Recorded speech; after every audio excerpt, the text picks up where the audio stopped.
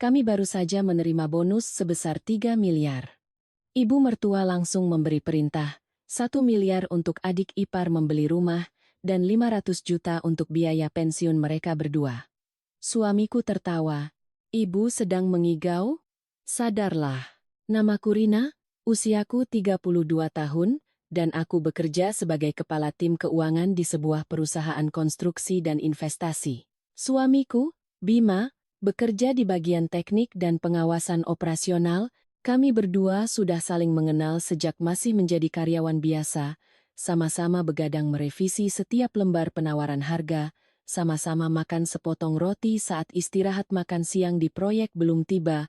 Mungkin karena kami sama-sama merintis dari bawah, kami lebih saling memahami dibandingkan banyak pasangan lain. Setahun terakhir adalah periode paling menegangkan sejak aku memulai karierku.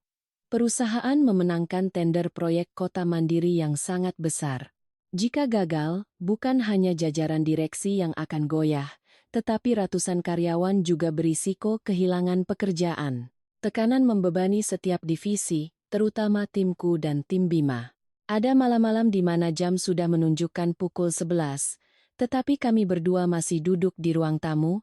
Aku memeluk laptop, sementara Bima memegang setumpuk tebal dokumen. Aku memeriksa setiap rincian pengeluaran, setiap kontrak material. Bima terus-menerus menelepon pihak di lapangan untuk memeriksa kemajuan proyek. Seringkali, karena terlalu lelah, aku tertidur di meja makan, dan saat terbangun, sudah ada jaket suami yang menyelimuti punggungku. Bima bahkan lebih menderita dariku. Dia memiliki riwayat penyakit maag. Pola makan yang tidak teratur selalu membuatnya sakit perut. Selama proyek ini berjalan, makan siangnya kadang baru disantap pukul 3 sore. Seringkali, baru beberapa suap, dia sudah dipanggil untuk menangani masalah di lapangan. Suatu kali, saat sedang rapat, Bima begitu kesakitan hingga wajahnya pucat pasi, harus berpegangan pada meja untuk bisa berdiri. Aku melihatnya dengan cemas, tetapi dia hanya tersenyum dan berkata, "Sedikit lagi, Rin. Setelah proyek ini selesai, kita tidak akan sesusah ini lagi." Yang paling membuatku sedih adalah, selama masa-masa sulit itu, keluarga suami bukan hanya tidak bersimpati, tetapi juga seringkali mengkritik. Ibu mertuaku, Bu Hartini, setiap beberapa hari sekali pasti menelepon. "Rina, kamu itu sudah bersuami, tapi kerjanya di kantor terus, siapa yang urus rumah?" Suatu kali, aku baru saja selesai rapat. Kepalaku pusing karena tekanan, beliau menelepon dan mengeluh sakit punggung, menyalahkanku karena tidak pulang untuk memasak bagi mertua. Aku hanya bisa bersabar. Sebagian karena berpikir orang tua tidak mengerti tuntutan pekerjaan zaman sekarang, sebagian lagi karena Bima selalu membelaku. Pernah suatu kali, Bima mengambil telepon dan berkata terus terang pada ibunya, "Bu, jangan salahkan Rina terus. Dia bekerja mencari uang, bukan main-main." Mendengar itu, Bu Hartini langsung merajuk. "Ya, sekarang sudah punya istri. Apapun yang ibu katakan pasti salah." Melihat Bima terjepit di antara ibu dan istrinya, aku seringkali menenangkannya, mengatakan sudahlah, yang penting rumah tangga damai. Bagi pasangan suami istri, yang paling berharga adalah memiliki seseorang yang mengerti dan menyayangi kita. Hanya dengan itu saja, aku sudah cukup kuat untuk terus berusaha. Akhirnya, hari evaluasi akhir tahun tiba. Aula perusahaan penuh sesak. Semua orang tegang menunggu pengumuman hasil proyek. Ketika direktur utama naik ke atas panggung, seluruh ruangan hening, beliau menatap ke arah tim kami, lalu tersenyum lebar. Tahun ini, proyek Kota Harapan telah menyelamatkan perusahaan dari periode yang sangat sulit, dan dua individu dengan kontribusi terbesar adalah Bima dan Rina. Tepuk tangan membahana di seluruh aula. Aku belum sempat sadar sepenuhnya ketika layar di belakang panggung menampilkan angka bonus Rp3.000. Aku terdiam beberapa detik. Bukan karena aku baru pertama kali melihat uang sebanyak itu, tetapi karena di kepalaku saat itu terbayang kembali setahun penuh perjuangan, malam-malam tanpa tidur, saat-saat kelelahan hingga tertidur di meja, makan mie instan di ruang kerja, dan semua kesedihan yang kupendam sendiri. Akhirnya, semua itu dihargai. Tangan Bima menggenggam erat tanganku di bawah meja. Dia berbisik di telingaku, suaranya serak namun penuh kegembiraan. Dengan uang ini, kita bisa beli apartemen yang lebih besar, Rin, lalu kita siapkan dana pendidikan untuk anak kita nanti. Aku tidak akan membiarkan kalian hidup berdesakan selamanya. Aku menoleh menatap suamiku, mataku berkaca-kaca. Yang paling membuatku terharu bukanlah jumlah bonusnya, melainkan fakta bahwa pria ini tidak pernah berpikir untuk menikmati hasil jerih payahnya sendirian. Di kepalanya, yang selalu ada adalah keluarga kecil kami. Sepulang kerja, aku mampir ke toko bunga untuk membeli seikat kecil bunga lili putih, lalu membeli beberapa bingkisan untuk menyambut tahun baru. Saat itu, hatiku terasa sangat ringan. Aku bahkan berpikir, tahun ini pasti akan menjadi tahun baru yang damai. Kami berdua telah bekerja keras dan akhirnya memetik hasilnya. Keluarga suami pasti akan ikut berbahagia untuk kami.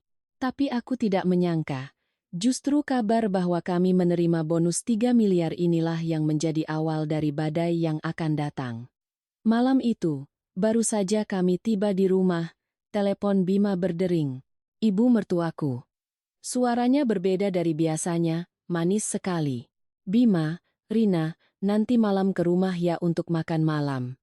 Ibu sudah siapkan masakan enak. Sudah lama kita tidak kumpul-kumpul. Belum sempat aku merasa senang, aku melihat Bima sedikit mengerutkan kening. Dan baru pada saat makan malam keesokan harinya, aku mengerti bahwa di dunia ini, ada orang yang mendengar kabar kesuksesan anaknya bukan untuk berbangga, melainkan untuk menghitung berapa banyak yang bisa mereka dapatkan dari kesuksesan itu. Keesokan siangnya, sesuai undangan ibu mertua, kami pergi ke rumah mereka. Selama di perjalanan, aku merasa tidak enak hati. Biasanya, Bu Hartini jarang sekali berinisiatif mengundangku makan malam dengan nada selembut itu. Setiap kali menyinggung namaku, beliau biasanya hanya bertanya pada Bima, "Istrimu sibuk? Bisa datang tidak?" Seolah aku ini orang luar yang mampir, bukan menantu yang sudah sah. Melihatku diam, Bima bertanya, "Kamu lelah, Rin?" Aku menggeleng. "Tidak, Mas. Hanya merasa ibu agak aneh hari ini." Dia tersenyum tipis sambil tetap fokus menyetir. "Mungkin ibu hanya senang. Lagi pula, kita kan baru dapat bonus besar. Mungkin beliau ingin kita makan bersama untuk merayakannya." Aku juga ingin percaya begitu.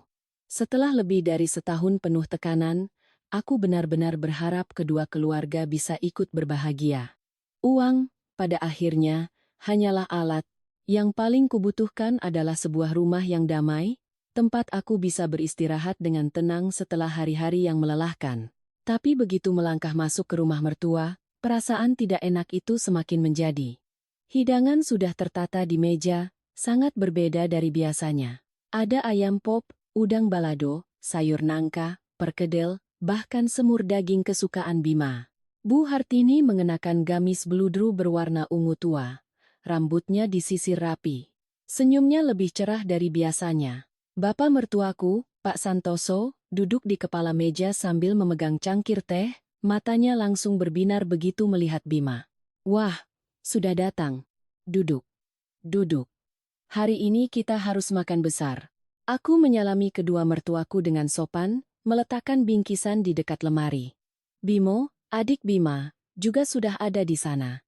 Yang membuatku terkejut, di sampingnya ada Vina, pacar barunya. Vina mengenakan gaun rajut ketat, rambutnya ditata ikal, dan di pergelangan tangannya ada jam tangan yang berkilauan. Melihatku, dia tersenyum manis. "Selamat sore, Mas, Mbak. Tadi orang tua bilang ada makan malam keluarga, jadi saya ikut meramaikan." Aku hanya tersenyum tipis sebagai balasan. Hatiku semakin merasa aneh. Jika ini benar-benar makan malam keluarga, mengapa pacar Bimo juga diundang? Terlebih lagi, cara Vina menatap Bima bukan seperti tatapan tamu biasa, melainkan seperti tatapan seseorang yang sedang menunggu pembagian jatah. Baru saja kami duduk, Pak Santoso langsung ke pokok permasalahan. Beliau mengambil sepotong ayam untuk Bima, lalu bertanya, "Bapak dengar dari ibumu, kalian dapat bonus 3 miliar, benar?" Bima meletakkan gelasnya, menjawab dengan tenang, "Iya Pak, sudah diumumkan perusahaan." Pak Santoso langsung bertanya lagi, Uangnya sudah masuk rekening? Atau baru janji saja? Perusahaan sekarang kan suka gembar-gembor bonus untuk pamer. Pertanyaan itu membuat senyum di wajahku membeku. Jika orang tua menyayangi anaknya, bukankah seharusnya pertanyaan pertama adalah, kalian lelah tidak? Setahun kemarin pasti berat sekali kerjanya. Tapi sejak kami masuk, tidak ada satupun pertanyaan seperti itu. Mereka hanya peduli pada satu hal. Uangnya sudah cair atau belum? Bima sepertinya juga menyadarinya. Dia menatap ayahnya beberapa detik, lalu berkata, sudah masuk Pak. Tapi kami sudah punya rencana sendiri untuk uang itu. Mendengar itu, Bu Hartini tersenyum. Senyum yang lembut, tapi tatapan matanya setajam silet. Beliau mengambil sepotong ayam dan meletakkannya di piringku. Makan, Rina. Akhir-akhir ini, kamu kelihatan kurus sekali. Perempuan itu pintar menyimpan uang memang bagus, tapi juga harus tahu bagaimana memikirkan keluarga suami. Uang yang masuk ke dalam keluarga harus bisa mengangkat nama baik keluarga itu, kan? Aku meletakkan sendok dan garpuku dengan sangat perlahan. Hatiku terasa seperti ada seutas tali yang baru saja ditarik kencang. Aku menatapnya, berusaha menjaga suaraku tetap tenang. Maksud ibu? Bu Hartini tidak menunggu lama, seolah pertanyaan itu memang sudah ditunggunya. Beliau meletakkan mangkuknya, berdeham, lalu berkata perlahan, ibu sudah punya rencana begini. Bimo dan Vina kan sebentar lagi mau menikah. Laki-laki itu harus punya rumah sendiri baru bisa mapan. Kalian dapat bonus 3 miliar, berikan adikmu 1 miliar untuk beli apartemen kecil, anggap saja sebagai bantuan dari kakak untuk adiknya. Bimo langsung duduk tegak, pura-pura malu, tapi matanya berbinar-binar. Tenang saja, Mas, Mbak. Nanti kalau aku sudah sukses, pasti akan kuganti. Habis, kalau menikah tapi masih mengontrakkan malu. Vina dengan cepat menimpali. Mas dan bahkan hebat, mencari uang lagi pasti gampang. Kalau kami yang baru mulai, tanpa ada yang membantukan berat sekali. Lagi pula, kalau sudah punya rumah, bapak dan ibu juga jadi lebih tenang. Mendengar itu, tenggorokanku terasa tercekat. 1 miliar. Diucapkan begitu ringan seperti meminta semangkuk sayur. Padahal, itu adalah hasil dari malam-malam tanpa tidurku dan Bima, hasil dari tekanan yang hampir membuat kami menyerah. Belum berhenti di situ, Pak Santoso meletakkan cangkir tehnya, suaranya serius seperti sedang memimpin rapat keluarga. Kalau bapak dan ibu sudah tua, tidak banyak menuntut, tapi kalian juga sebaiknya sisihkan 500 juta untuk kami simpan sebagai dana pensiun. Nanti kalau sakit, tidak perlu merepotkan anak cucu. Bu Hartini langsung menyambung, betul itu. Dari 3 miliar, 1 miliar untuk Bimo beli rumah, 500 juta untuk dana pensiun kami. Sisanya 1,5 miliar masih lebih dari cukup untuk kalian. Rezeki itu harus dinikmati bersama, jangan hanya disimpan sendiri. Suasana di meja makan menjadi sangat pekat. Aku melihat sekeliling. Bimo menunduk sambil makan, tapi sudut bibirnya sedikit terangkat. Vina berpura-pura sopan, tapi tangannya di bawah meja sudah menyentuh tangan Bimo. Pak Santoso menatap Bima seolah menunggu persetujuan yang sudah pasti. Dan Bu Hartini, beliau menatapku dengan tatapan seseorang yang sudah memutuskan bahwa uang itu adalah miliknya. Belum sempat aku bicara, beliau menambahkan satu kalimat lagi, ringan namun menusuk. Ibu bicara terus terang dari awal. Ini bukan meminta. Ini adalah kewajiban seorang anak. Orang luar kalau melihat, baru mereka tahu keluarga kita ini tertib, saudara saling membantu, dan menantunya tahu diri. Aku mengepalkan tangan di pangkuanku, menahan diri agar tidak tertawa getir. Ternyata, makan malam hangat yang dikatakannya hanyalah sebuah meja perundingan pembagian uang, dan kami berdua, setelah setahun penuh memeras keringat, di mata mereka tidak lebih dari sebuah brankas yang baru saja terbuka. Kukira Bima akan merasa serba salah. Bagaimanapun, yang duduk di hadapannya adalah orang tua kandung dan adik kandungnya. Di dunia ini, ada hal-hal yang benar dan salahnya terlihat sangat jelas. Tapi ketika sudah menyangkut kata keluarga, banyak orang menjadi lunak, takut dicap tidak berbakti, dan memaksa diri untuk mengalah demi kedamaian. Aku sudah bersiap. Jika Bima diam, aku sendiri yang akan bicara. Tapi reaksinya saat itu membuatku terkejut sekaligus merasa hangat di dalam hati. Bima meletakkan sendok dan garpunya. Suaranya tidak keras, tapi di tengah keheningan yang tegang, terdengar sangat jelas. Dia menatap ibunya beberapa detik, lalu tertawa. Bukan tawa gembira, bukan juga tawa basa-basi. Itu adalah tawa yang dingin dan getir, seperti seseorang yang baru saja melihat sesuatu yang sangat mengecewakan. Bu Hartini mengerutkan kening. "Kenapa kamu tertawa?" Bima mengangkat kepala. Suaranya tenang tapi setiap katanya terasa berat. "Ibu sedang mengigau? Sadarlah. Uang ini adalah hasil keringat dan air mata kami berdua, bukan uang jatuh dari langit." Seluruh meja makan hening seketika. Aku melihat senyum di wajah Vina membeku. Bimo yang hendak mengambil perkedel, tangannya berhenti di udara. Bu Hartini terpaku, matanya membelalak seolah tidak percaya anak laki-lakinya yang selama ini selalu penurut berani mengucapkan kalimat setajam itu. Dan Pak Santoso, raut wajahnya langsung berubah. Beliau membanting cangkir tehnya ke meja, airnya tumpah. "Begitu caramu bicara pada ibumu?" bentaknya. "Baru punya uang sedikit sudah lupa daratan?" Bima tidak menunduk seperti biasanya. Dia juga tidak buru-buru menjelaskan untuk menenangkan orang tuanya. Dia hanya menatap lurus ke arah Pak Santoso, suaranya merendah. "Saya tidak lupa daratan, Pak. Tapi saya juga tidak sebodoh itu untuk mengorbankan masa depan kami demi keserakahan orang lain." Begitu kalimat itu selesai, wajah Bu Hartini memerah. Beliau memukul meja, suaranya melengking. "Serakah? Kamu bilang siapa serakah? Aku yang melahirkanmu, membesarkanmu. Sekarang kamu sudah lebih baik, membantu adikmu dan orang tuamu tidak boleh?" Bima menjawab seketika, tanpa menghindar.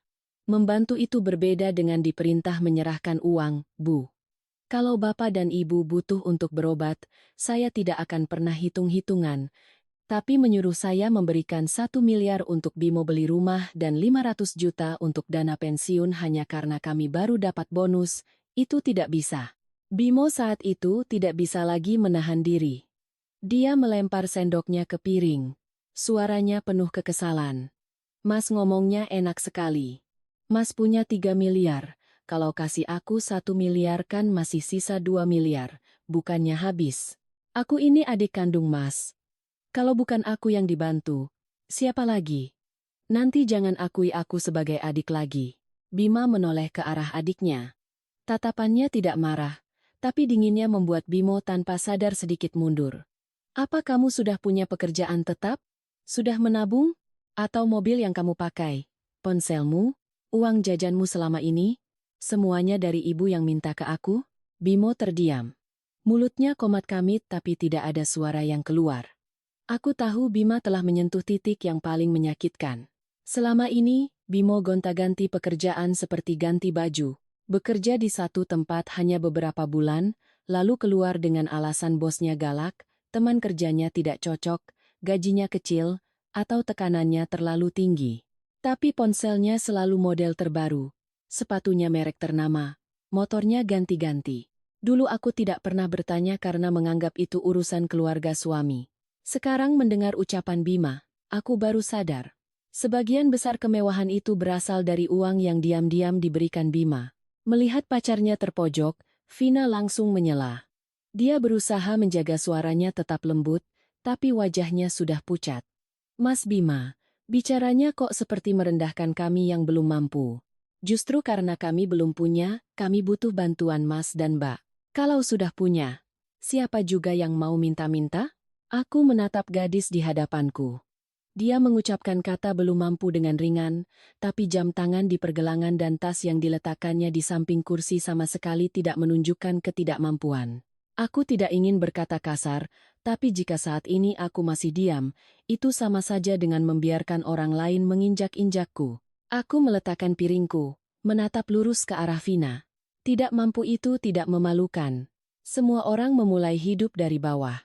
Tapi kalau tidak mampu tapi menganggap uang orang lain sebagai kewajiban untuk diberikan, kalau belum menikah tapi sudah ikut menghitung bonus kakak ipar, itu bukan lagi tidak mampu. Itu tidak masuk akal.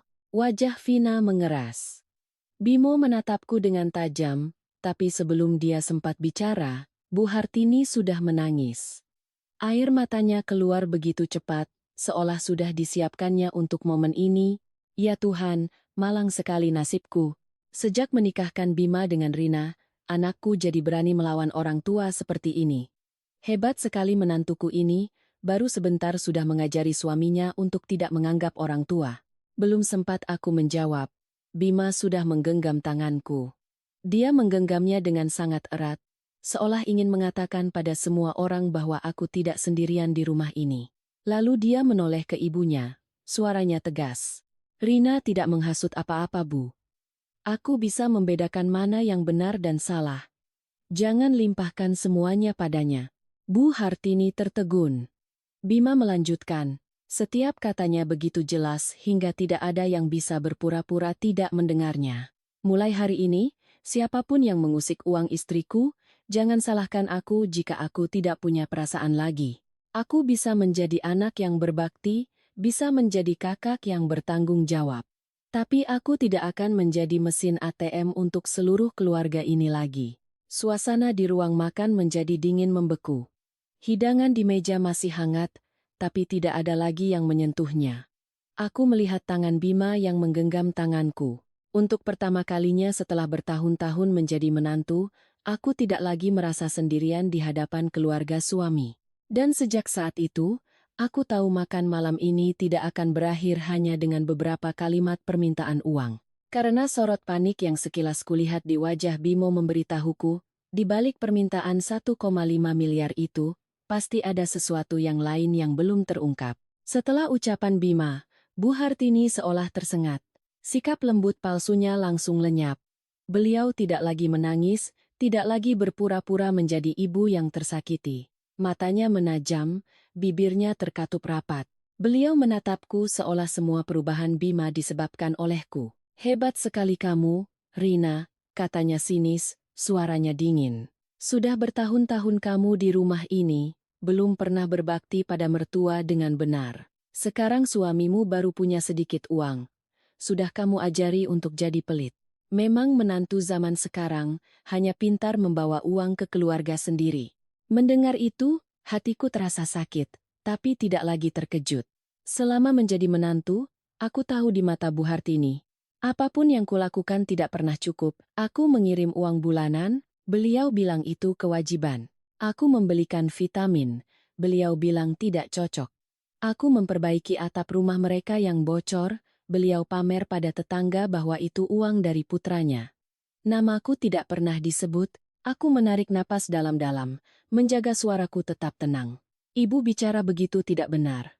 Setiap bulan, kami selalu mengirim uang untuk kebutuhan sehari-hari. Tahun lalu saat atap bocor, saya dan Mas Bima yang membiayai perbaikannya. Asuransi kesehatan bapak dan ibu juga kami yang bayarkan. Obat-obatan, alat tensi, bahkan biaya pemeriksaan kesehatan rutin, semuanya saya transfer dengan lengkap. Bu Hartini sedikit terdiam, tapi Pak Santoso langsung membantah. Beliau melambaikan tangan seolah semua yang kusebutkan hanyalah hal sepele. Itu semua kan hal kecil, tidak seberapa. Anak yang mampu mengurus orang tua itu wajar. Sekarang ada urusan besar, kamu malah mengungkit-ungkit hal sepele itu? Bima mengerutkan kening. Urusan besar itu maksudnya Bimo membeli rumah, atau ada hal lain yang membuat keluarga kita butuh 1,5 miliar secepat ini? Pertanyaan itu membuat suasana kembali hening. Aku melihat dengan jelas, tangan Bimo yang memegang gelas tiba-tiba mengepal. Matanya melirik ke arah lain, tidak berani menatap kakaknya. Vina yang duduk di sebelahnya juga menunduk. Bu Hartini langsung menyela dengan suara melengking. Apa maksudmu bertanya begitu? Sudah jelas, kan? 1 miliar untuk adikmu beli rumah. 500 juta untuk kami. Apalagi yang perlu dicurigai? Kamu semakin hari semakin tidak sopan, orang tua sendiri ditanyai seperti penjahat. Bima tidak langsung menjawab. Dia menatap ibunya. Lalu menatap Bimo. Aku hanya merasa aneh. Kalau memang untuk membeli rumah, kenapa Bimo tidak menjelaskan sendiri apartemennya di mana? Harganya berapa? Surat-suratnya bagaimana? Kenapa ibu dan bapak begitu terburu-buru, sampai baru mendengar kabar bonus langsung memanggil kami untuk bagi-bagi uang di meja makan? Bimo menelan ludah. Mas bicaranya kok tidak enak begitu? Aku mau beli rumah ya butuh uang. Sesederhana itu. Apartemen yang mana? Tanya Bima. Bimo terdiam. Developernya siapa? Surat perjanjiannya mana?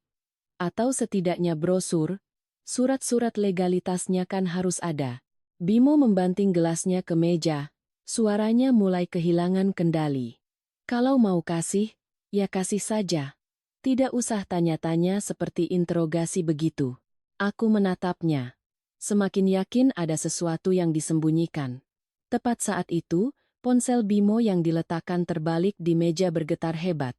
Sekali, 2 kali, 3 kali. Getarannya membuat meja kayu berderit pelan.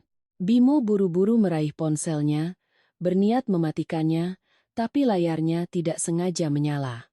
Aku hanya sempat melihat sebuah nama muncul, Pak Herman Kafling. Reaksi Bimo sangat cepat. Dia langsung membalikkan layar ponsel dan memasukkannya ke saku. Tapi Bima sudah melihatnya. Tatapan matanya langsung berubah. Herman siapa? Tanya Bima perlahan. Apa dia orang yang dulu mengajakmu investasi di proyek perumahan yang belum jelas izinnya? Wajah Bimo seketika pucat. Bu Hartini langsung memukul meja. Bima, hentikan caramu menyudutkan adikmu. Dia masih muda. Punya relasi bisnis itu bagus. Kalau kamu tidak mau bantu, jangan menjatuhkannya. Bima tidak lagi menatap ibunya, hanya menatap lurus ke arah Bimo. Aku tanya sekali lagi, Herman siapa? Bimo mengatupkan bibirnya, berusaha terlihat tegar, tapi suaranya sudah melemah. Teman bisnisku, Mas. Ada apa memangnya? Proyek yang mana? Gertak Bima. Bimo tidak menjawab. Ponsel di sakunya bergetar lagi. Kali ini lebih lama. Aku melihat keringat mulai membasahi pelipis Bimo, padahal ruangan ber-AC. Vina menarik pelan lengan bajunya di bawah meja, wajahnya tidak lagi sepercaya diri tadi. Pak Santoso yang melihat situasi semakin tidak terkendali, mencoba mengambil alih. Cukup. Kita sedang makan, jangan bawa-bawa urusan luar ke sini. Bima, Bapak bicara sekali saja. Kamu itu kakaknya. Kamu punya rezeki lebih. Sudah seharusnya kamu membantu adikmu. Jangan sampai orang luar menertawakan kita. Saudara kandung tapi hitung-hitungan. Bima tertawa sinis. Saya juga tidak mau ditertawakan orang, Pak. Tapi saya lebih tidak mau suatu hari nanti ada orang yang datang ke rumah ini karena Bimo membuat masalah. Bimo seolah tersulut. Dia berdiri, kursinya terdorong ke belakang dengan kasar. Mas selalu berpikir aku ini tidak berguna, selalu membuat masalah. Kalau saja Mas dan Mbak memberikan uangnya lebih cepat, semua tidak akan serumit ini. Seluruh meja makan hening. Begitu kalimat itu terlontar, Bimo sendiri sadar dia telah salah bicara. Wajahnya langsung berubah. Bu Hartini menoleh cepat ke arah putra bungsunya. Sorot panik sekilas terlihat sebelum ditutupinya dengan bentakan. Bimo, kamu bicara apa sembarangan? Tapi sudah terlambat. Aku menatap Bimo, lalu Vina. Keduanya menunduk, tidak ada yang berani menatap Bima. Kalimat tadi bukan lagi sekadar rengekan seorang adik yang minta uang. Itu seperti sebuah retakan yang tiba-tiba muncul, memperlihatkan sesuatu yang gelap di balik dinding keluarga yang tampak normal ini. Aku perlahan meletakkan sendok dan garpuku. Jantungku berdebar kencang, tapi suaraku justru menjadi sangat tenang. Rumit bagaimana, Bim? Dia mengatupkan bibirnya, tidak menjawab. Aku menatap lurus ke matanya, melanjutkan kata demi kata. Kamu memakai nama siapa untuk investasi itu? Atau kamu sudah menyeret kami berdua ke dalam masalah ini? Bimo mundur setengah langkah. Bu Hartini langsung berdiri di depan putra bungsunya. Tapi keheningan mereka saat itu sudah menjadi sebuah jawaban. Aku tahu dengan sangat jelas, makan malam ini bukan hanya drama permintaan uang. 1,5 miliar itu bukan untuk membeli rumah atau dana pensiun. Itu adalah harga yang mereka ingin kami bayar untuk menutupi masalah yang jauh lebih besar. Mendengar pertanyaanku, Bimo langsung bereaksi seperti kucing yang ekornya terinjak. Dia menunjuk ke arahku, berusaha terlihat marah untuk menutupi kepanikan yang terpancar jelas di wajahnya. Mbak, jangan asal menuduh. Aku tidak menyeret siapa-siapa. Mbak pikir semua orang penuh perhitungan seperti Mbak? Mulutnya bicara keras, tapi tangannya gemetar saat mengangkat gelas hingga airnya tumpah ke meja. Setetes demi setetes air jatuh ke lantai yang dingin. Suaranya membuat suasana semakin mencekam. Vina, yang duduk di sebelahnya, buru-buru menarik pelan tangan Bimo di bawah meja. Gerakannya sangat cepat, tapi aku melihatnya. Dia tidak bicara, tapi tatapan matanya jelas menyuruh Bimo untuk diam. Seorang orang luar seperti Vina saja sampai sepanik itu, artinya masalah ini bukan sekadar kekurangan uang. Bima berdiri. Dia tidak berteriak, tidak memukul meja, tapi justru ketenangannya itulah yang membuat suasana lebih menakutkan. Dia mengulurkan tangan ke arah Bimo, "Berikan ponselmu." Bimo langsung mundur. "Untuk apa Mas ambil ponselku?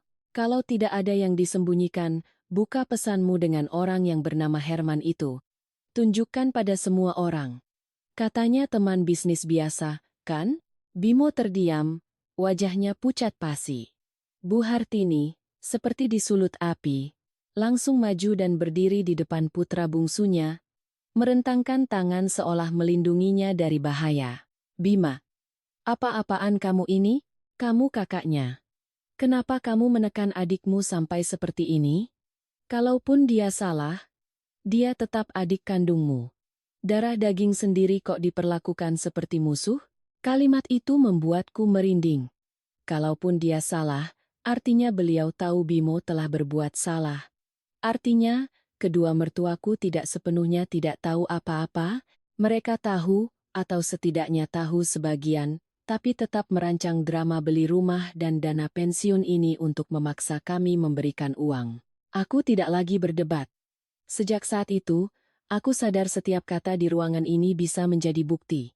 Aku diam-diam meletakkan tanganku di bawah meja, membuka ponsel, dan menyalakan perekam suara. Jantungku berdebar kencang, tapi tanganku sangat stabil. Bertahun-tahun bekerja di bidang keuangan mengajariku satu hal. Ketika situasi mulai berbau penipuan, jangan panik, kumpulkan bukti. Bima menatap ibunya, sorot matanya penuh kekecewaan. Dia berkata perlahan, "Jika Bimo hanya butuh uang untuk membeli rumah, aku tidak akan memberikannya karena orang dewasa harus bertanggung jawab atas hidupnya sendiri. Tapi jika Bimo terlibat utang, pemalsuan dokumen, atau penipuan, aku justru harus tahu dengan jelas sebelum memutuskan akan membantunya atau tidak." Pak Santoso berdiri. Kursinya terbanting ke dinding. Beliau menunjuk lurus ke arah Bima. Suaranya serak karena marah. "Jangan bicara seperti hakim di rumah ini. Aku tanya sekali lagi, kamu mau memberikan uang untuk menyelamatkan adikmu atau tidak?" Bima menatap ayahnya. "Menyelamatkan dari apa, Pak?" Pak Santoso tertegun. Hanya sedetik, tapi cukup untuk membuatku sadar beliau telah salah bicara. Jika ini benar-benar hanya masalah membeli rumah, beliau tidak akan menggunakan kata menyelamatkan. Bu Hartini buru-buru menyela, "Maksud bapakmu itu membantu. Dia salah bicara saja." Bima menyunggingkan senyum tipis, senyum yang sama sekali tidak ada manisnya. "Bapak salah bicara, ibu kelepasan. Bimo salah ngomong. Keluarga kita hari ini banyak sekali kesalahannya." Pak Santoso, yang merasa tidak bisa lagi memaksa dengan sentimen, mengubah nadanya. Suaranya menjadi lebih dalam, lebih berat, seperti sebuah proklamasi pemutusan hubungan. "Baik, kalau hari ini kamu tidak memberikan uang, mulai sekarang aku anggap aku tidak punya anak laki-laki sepertimu. Jangan pernah menginjakkan kaki di rumah ini lagi, lebaran atau acara keluarga apapun tidak perlu datang." Mendengar itu, hatiku mencelos. Meskipun bukan orang tua kandungku, kalimat itu tetap terasa terlalu kejam. Seorang ayah bisa menggunakan ancaman putus hubungan hanya untuk memaksa putranya memberikan uang, sementara kebenarannya sendiri masih disembunyikan. Aku menoleh ke arah Bima, takut dia akan goyah karena kata keluarga. Tapi Bima hanya terdiam beberapa detik, lalu mengucapkan kalimat yang sangat dingin. "Sebuah rumah yang hanya membuka pintunya saat anaknya membawa uang pulang, itu bukan rumah, Pak. Itu loket penagihan utang." Bu Hartini memegangi dadanya, terhuyung seolah akan pingsan. Tapi kali ini, Bima tidak mendekat untuk menolong. Mungkin dia sudah terlalu terbiasa dengan drama sakit mendadak ibunya. Bimo menunduk, keringat membasahi pelipisnya. Ponsel di saku celananya bergetar lagi dengan hebat. Sekali, 2 kali, 3 kali. Bimo panik. Mengeluarkan ponselnya, mungkin berniat mematikannya, tapi karena tangannya gemetar, dia tidak sengaja menekan tombol jawab. Belum sempat ponsel itu ditempelkan ke telinga, suara seorang pria terdengar dari pengeras suara, serak dan penuh ancaman. Bim, dengarkan baik-baik. Kalau malam ini 1,5 miliar itu tidak ada, aku akan bawa kontrak yang ditandatangani kakakmu itu ke kantornya. Kita lihat saja apa mereka berdua masih bisa punya muka. Ruangan seolah kehabisan udara. Bu Hartini membeku. Pak Santoso pucat pasi. Vina menutup mulutnya dengan tangan, matanya membelalak ngeri. Dan Bimo, dia buru-buru mematikan telepon. Tapi sudah terlambat.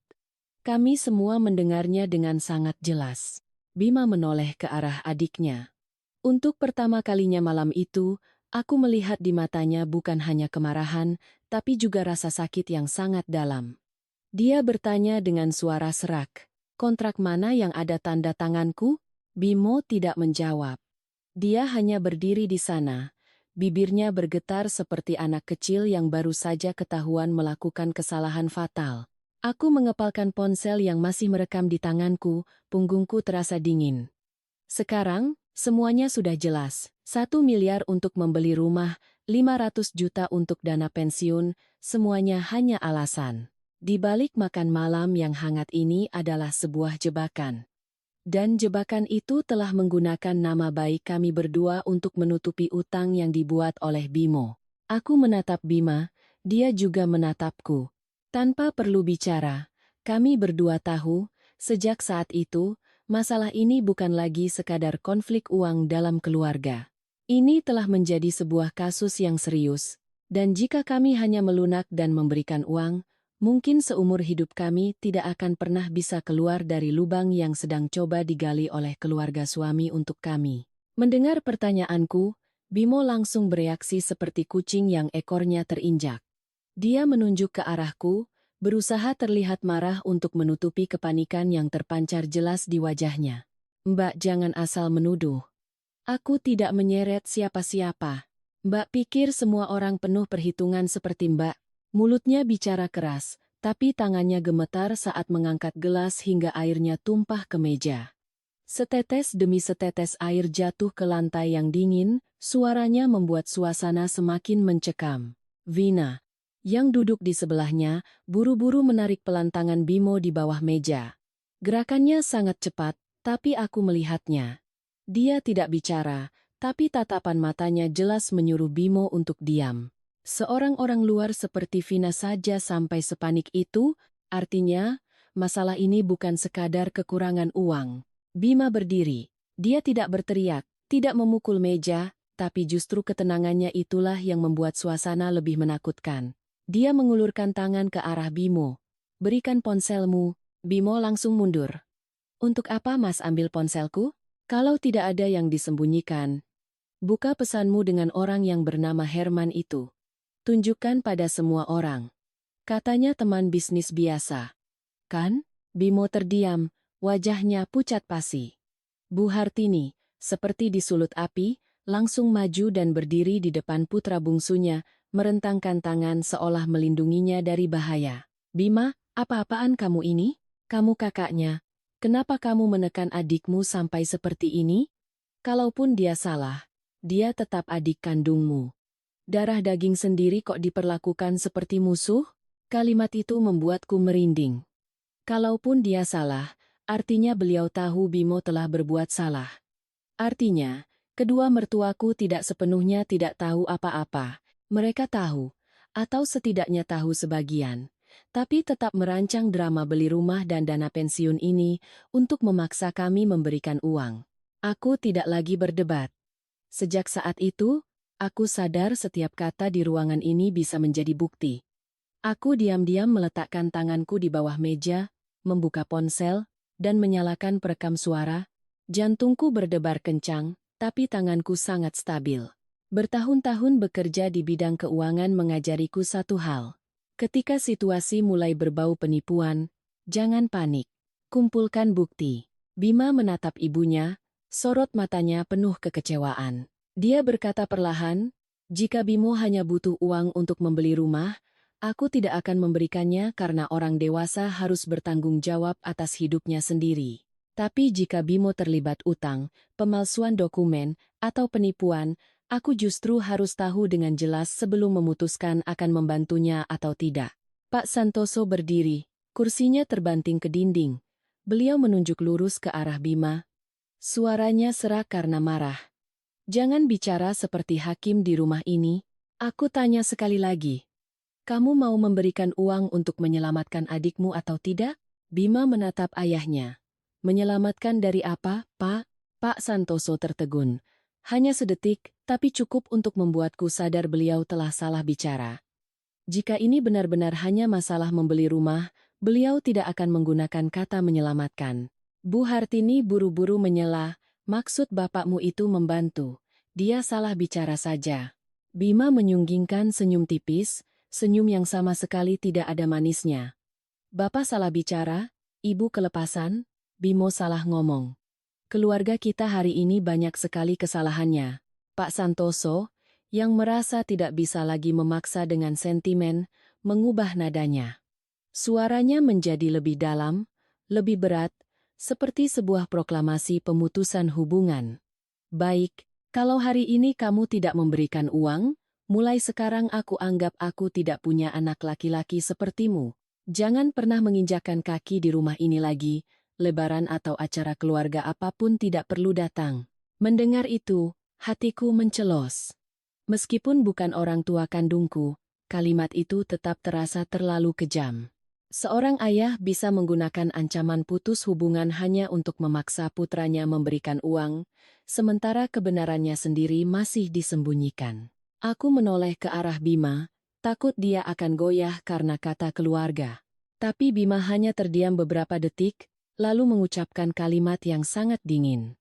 "Sebuah rumah yang hanya membuka pintunya saat anaknya membawa uang pulang, itu bukan rumah, Pak. Itu loket penagihan utang." Bu Hartini memegangi dadanya, terhuyung seolah akan pingsan. Tapi kali ini, Bima tidak mendekat untuk menolong.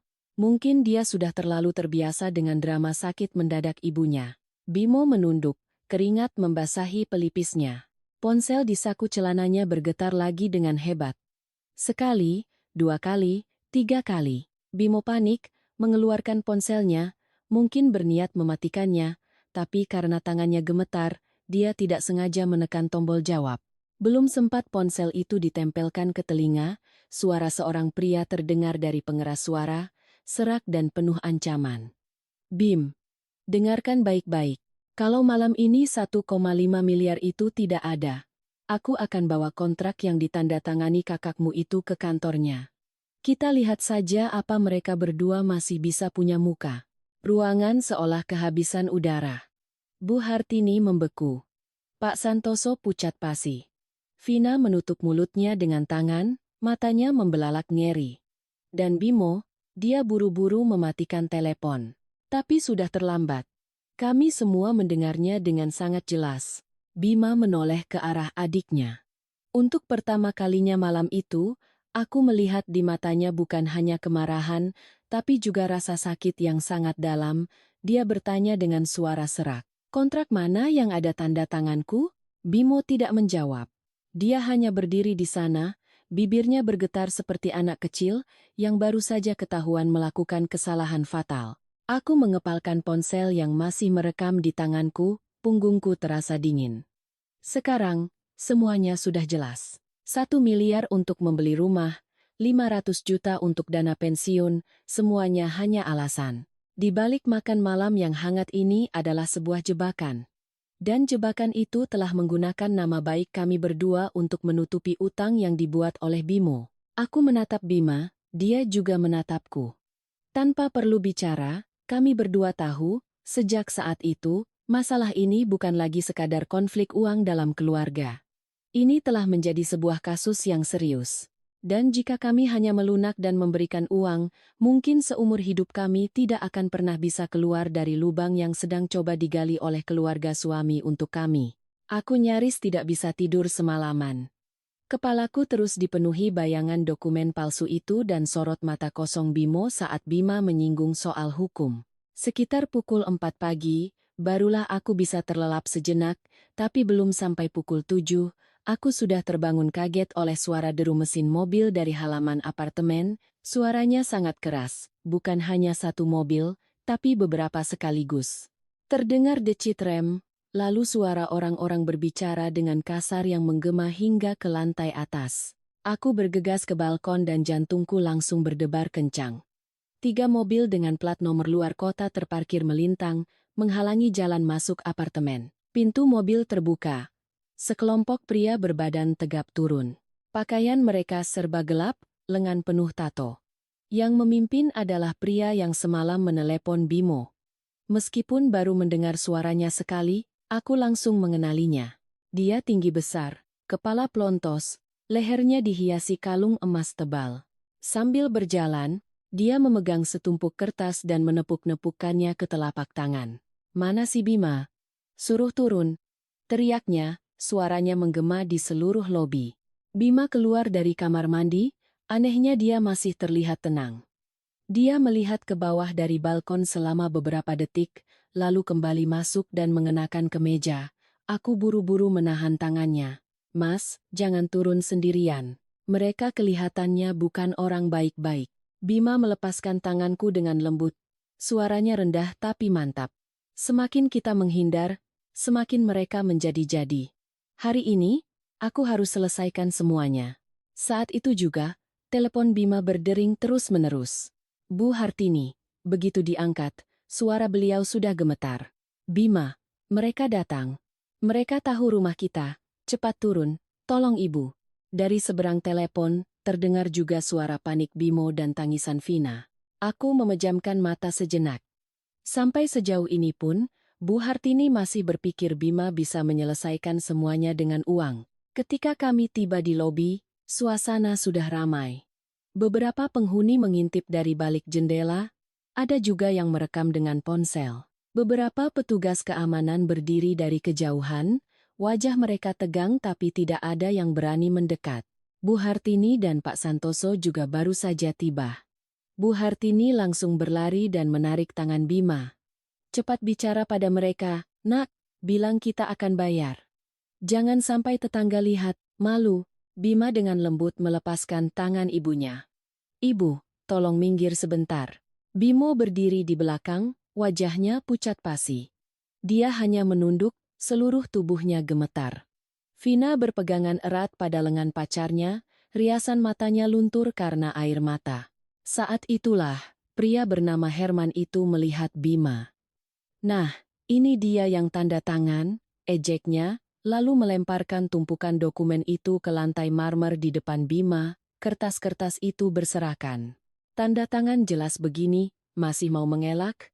Suasana langsung menegang. Aku tanpa sadar maju selangkah, tapi Bima menahanku dengan lengannya.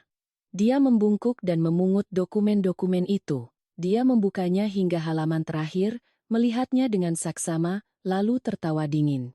Goresan akhir pada tanda tanganku tidak pernah melengkung ke atas seperti ini. Dia mengangkat kertas itu di depan wajah Herman. "Ini tanda tangan palsu." Herman mengerutkan kening, mungkin tidak menyangka Bima akan setenang ini. Dia menggeram, "Kamu pikir aku bodoh? Tanpa jaminanmu, siapa yang akan percaya pada adikmu?" Aku maju ke samping suamiku. "Saya bekerja di bidang keuangan lebih dari 10 tahun. Dokumen ini, sekilas saja sudah terlihat bermasalah. Stempel perusahaan tidak simetris, kode proyek tidak sesuai standar. Kalau dibawa untuk diperiksa, belum tentu pihak Anda bisa menang." Beberapa anak buah di belakang Herman mulai saling pandang. Jelas mereka mengira hanya dengan datang dan mengancam, kami akan langsung menyerah dan memberikan uang. Tapi reaksi Bima benar-benar di luar dugaan mereka. Dia mengeluarkan ponselnya, tepat di hadapan semua orang. "Saya akan melaporkan ini ke kantor polisi," kata Bima dengan jelas. Laporannya meliputi pemalsuan tanda tangan, penggunaan dokumen palsu untuk penagihan utang, dan pengacauan ketertiban umum di lingkungan perumahan. Mendengar itu, raut wajah Herman berubah. "Kamu pikir dengan lapor polisi semuanya selesai?" Dia maju mendekati Bima, suaranya penuh ancaman. "Uangku yang hilang siapa yang ganti?" Bima tidak mundur selangkah pun. Dia menatap lurus ke mata pria itu. "Siapa yang berutang, dia yang membayar. Kalau mau menuntut, tuntut Bimo. Tapi kalau Anda terus membawa orang ke sini untuk mengancam keluarga saya akan tambahkan tuntutan pemerasan dan pengancaman." Kalimat itu membuat seluruh gerombolan di belakangnya terdiam. Aku berdiri di samping suamiku, jantungku berdebar kencang. Bukan karena takut, tapi karena untuk pertama kalinya aku melihat Bima begitu tegas, baik pada orang luar maupun pada keluarganya sendiri. Dia tidak berteriak, tidak berdebat kusir. Setiap kalimatnya jelas, tegas, dan penuh perhitungan. Tepat saat itu, dari luar terdengar suara sirine mobil polisi. 2 orang petugas masuk ke lobi. "Siapa yang melaporkan ada keributan?" Anak buah di belakang Herman mulai mundur, ada yang buru-buru menaikkan maskernya. Herman melihat sekeliling, sadar bahwa dia tidak bisa lagi berbuat onar di sini. Dia mengumpat kasar, lalu menunjuk lurus ke arah Bimo. 3 hari, katanya dingin. "Kalau uangnya tidak ada, jangan salahkan aku." Setelah mengatakan itu, dia merebut dokumen dari tangan Bima, lalu berbalik dan masuk ke mobil. 3 mobil itu melesat pergi, meninggalkan suasana yang berat dan mencekam. Begitu mereka hilang dari pandangan, Bimo seolah kehilangan seluruh tenaganya. Dia jatuh terduduk di lantai lobi, memegangi kepalanya. "Mereka akan membunuhku, mereka tidak akan melepaskanku." Bu Hartini menangis histeris, memeluk putra bungsunya. Pak Santoso berdiri membeku, bibirnya bergetar tanpa suara. Dan aku menatap Bima. Dia masih berdiri diam di tengah lobi, tatapannya kosong. Tapi aku tahu dengan sangat jelas, badai yang sesungguhnya baru saja dimulai. Setelah kejadian pagi itu, di mana gerombolan Herman datang ke apartemen, kehidupan kami benar-benar terbalik. Masalah belum reda. Di grup WhatsApp penghuni apartemen sudah ada yang mengunggah video 3 mobil yang memblokir jalan masuk, lengkap dengan adegan para pria bertato berteriak menagih utang di lobi. Meskipun wajah kami disamarkan, semua orang di gedung itu tahu itu adalah masalah keluarga kami. Saat aku turun ke minimarket, beberapa pasang mata langsung melirik. Ada yang pura-pura tidak melihat. Ada yang berbisik-bisik. Aku tidak menyalahkan mereka. Kabar baik jarang diingat, kabar buruk menyebar lebih cepat dari api. Tapi yang paling membuat hatiku berat bukanlah gunjingan itu, melainkan raut wajah Bima saat melihat video tersebut. Dia hanya mematikan ponselnya tanpa berkata apa-apa, tapi rahangnya mengeras. Bimo, sejak hari itu, tidak berani keluar rumah. Ponselnya terus menyala setiap beberapa menit. Pesan tagihan, pesan caci maki, bahkan foto-foto yang diambil di depan rumah orang tuaku. Salah satunya bahkan dengan jelas menunjukkan nomor rumah, disertai tulisan singkat, "Bisa lari, tapi rumahmu tidak." Bu Hartini benar-benar mulai tidak bisa tidur. Hampir setiap malam beliau menelepon Bima, kadang menangis, kadang terengah-engah, kadang mengeluh sakit dada. Jika ini terjadi dulu, Bima pasti akan langsung bergegas ke sana. Tapi setelah semua drama tangisan, penyembunyian, dan pemaksaan, dia hanya menyarankan ibunya untuk ke rumah sakit dan berpesan pada Pak Santoso untuk mengunci pintu dengan baik. Bukan karena dia tidak lagi menyayangi ibunya, tapi karena dia sadar, ada air mata yang tidak lagi cukup untuk menghapus konsekuensi. Pada hari kedua, Pak Santoso meneleponku secara pribadi. Ini pertama kalinya ayah mertuaku meneleponku langsung tanpa melalui Bima. Suaranya tidak lagi bernada superior seperti biasanya, melainkan serak dan lelah. "Rina, tolong bicara pada Bima, suruh dia selamatkan adiknya. Bapak tahu kami salah bicara waktu itu, tapi sekarang kami benar-benar sudah tidak punya jalan keluar." Aku berdiri di balkon, memegang ponsel tanpa tahu harus menjawab apa. Tepat saat itu Bima keluar dari ruang kerja. Dia melihat nama ayahnya di layar ponselku, lalu dengan lembut mengambil ponsel itu dariku. Bapak dan Ibu masih ingat apa yang dikatakan tempo hari? Tanya Bima. Suaranya sangat dingin. Uang kami adalah kewajiban yang harus diserahkan pada keluarga. Kan? Di seberang sana hening sangat lama, sampai kukira Pak Santoso sudah menutup telepon. Lalu, terdengar suaranya yang lirih. Bapak salah. Tapi adikmu, kalau terus dikejar-kejar, bisa mati dia. Sore itu, mereka membawa Bimo ke apartemen kami. Begitu masuk, aku hampir tidak mengenali adik iparku yang biasanya selalu necis itu. Bimo kurus kering hanya dalam beberapa hari, rambutnya acak-acakan, matanya cekung. Vina tidak ikut. Setelah tahu masalahnya sebesar ini, dia pamit pulang ke rumah orang tuanya, dan sejak itu ponselnya tidak aktif. Bu Hartini, begitu masuk ke ruang tamu, langsung berlutut. Aku kaget dan refleks berdiri. Bu, apa yang Ibu lakukan? Berdiri, Bu. Beliau tidak mau berdiri. Tangannya berpegangan pada tepi meja, menangis terseduh-seduh. Ibu salah, Bima. Ibu salah. Tolong selamatkan adikmu kali ini, kalau dia sampai di penjara, hidupnya hancur. Ibu mohon padamu. Pak Santoso berdiri di belakangnya, wajahnya kelabu. Bimo, melihat ibunya berlutut, akhirnya ikut luruh ke lantai. Dia menutupi wajahnya dengan tangan dan menangis seperti anak kecil. Aku salah, Mas. Aku dijebak. Vina bilang ada kenalan yang punya proyek kafling. Katanya investasi beberapa bulan bisa untung 2 kali lipat. Awalnya aku hanya mau pinjam sedikit, tapi semakin dalam semakin tidak bisa keluar. Bima duduk di hadapan mereka, kedua tangannya saling bertaut, tatapannya tidak lepas dari adiknya.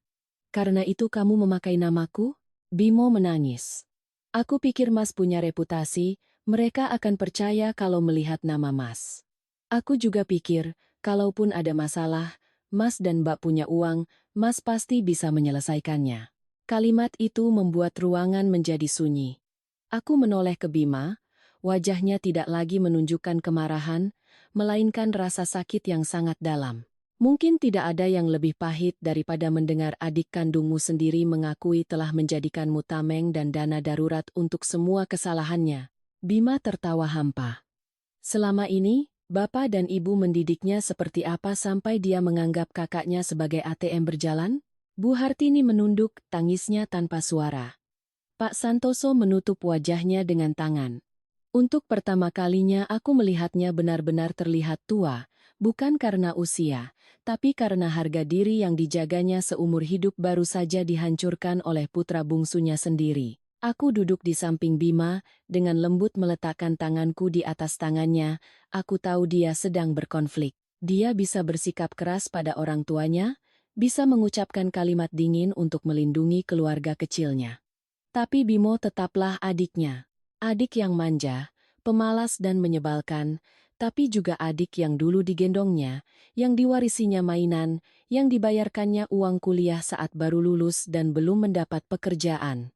Setelah hening cukup lama, Bima akhirnya angkat bicara. Aku akan bantu. Bu Hartini langsung mengangkat kepala, matanya berbinar seperti orang tenggelam yang menemukan pelampung. Beliau hendak merangkak memeluk kaki Bima, tapi Bima menahannya. Jangan senang dulu. Suaranya kembali dingin, setiap katanya jelas. Mulai hari ini, semuanya harus mengikuti aturanku.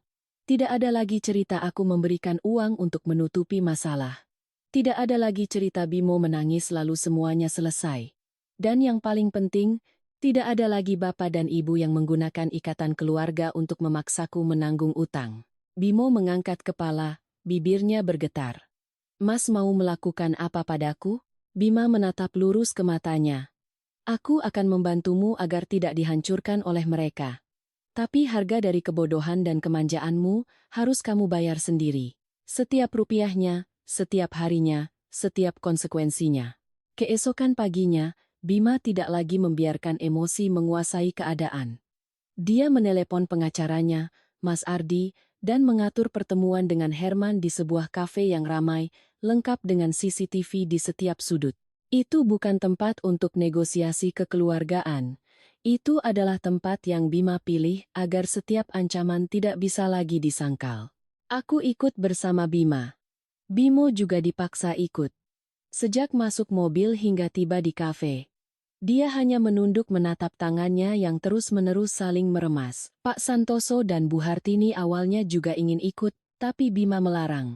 Hari ini, yang membuat masalah harus duduk sendiri di hadapan penagihnya. Bapak dan Ibu tidak boleh lagi menjadi tameng. Herman datang terlambat hampir 20 menit. Dia tidak lagi membawa gerombolan, hanya ditemani seorang pria kurus berkacamata hitam.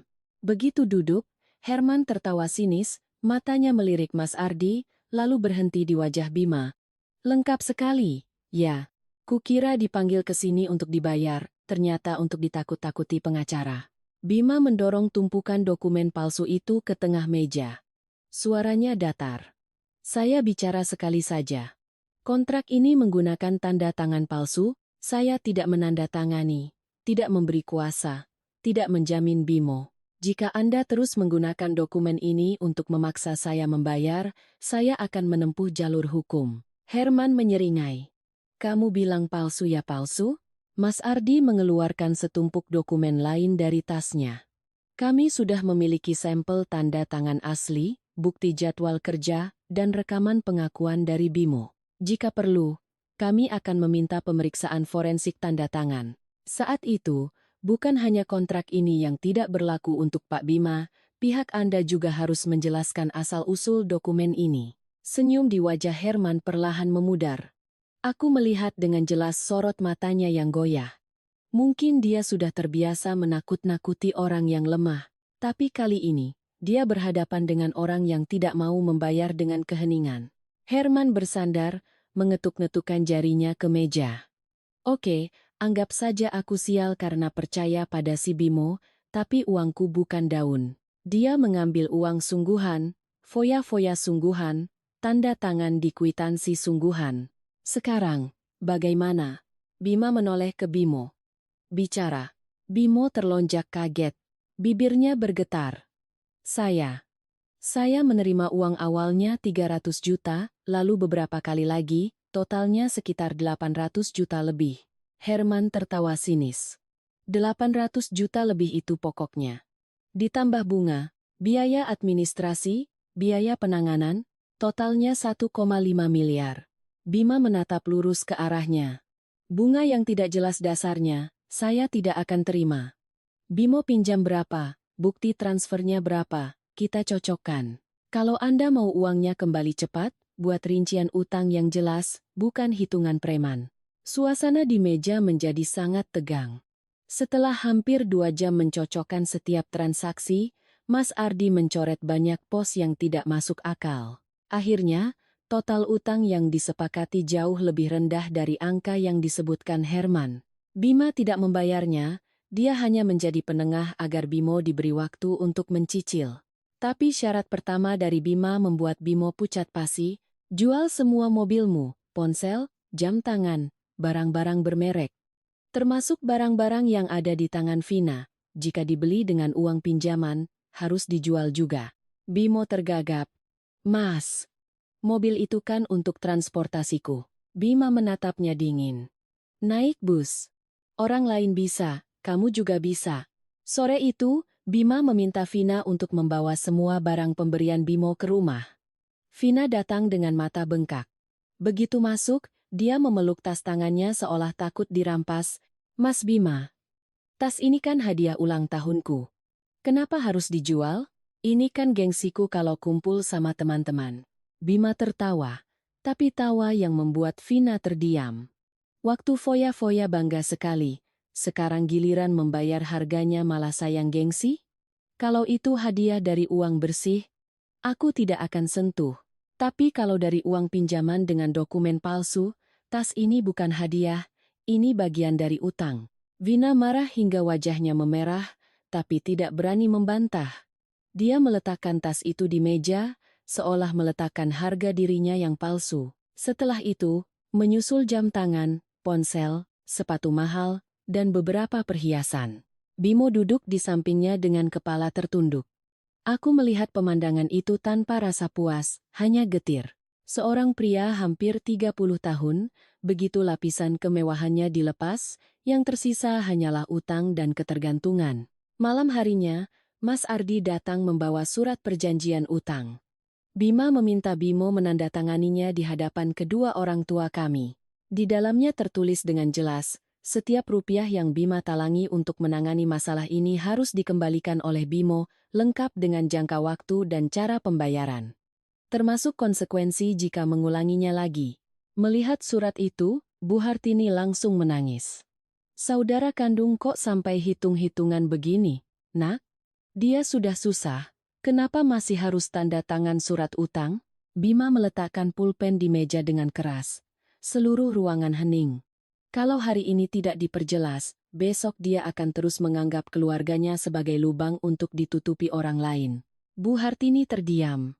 Pak Santoso menunduk tanpa suara. Bimo mengambil pulpen, tangannya gemetar hingga tanda tangannya menjadi miring. Tapi akhirnya, dia menandatanganinya. Goresan tinta hitam itu seperti sebuah penanda yang memutus hari-hari di mana dia bisa menyelesaikan masalah hanya dengan menangis. Kukira masalah ini untuk sementara waktu bisa mereda. Tapi malam itu, saat aku sedang merapikan dokumen di meja, Bima diam-diam memberiku sebuah map lain.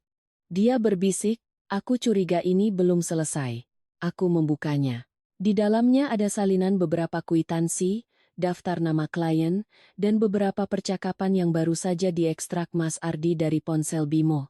Semakin kubaca, tanganku semakin dingin. Bimo tidak hanya berutang pada Herman. Dia juga terlibat dalam sebuah kelompok penipuan berkedok investasi kafling murah dengan puluhan korban.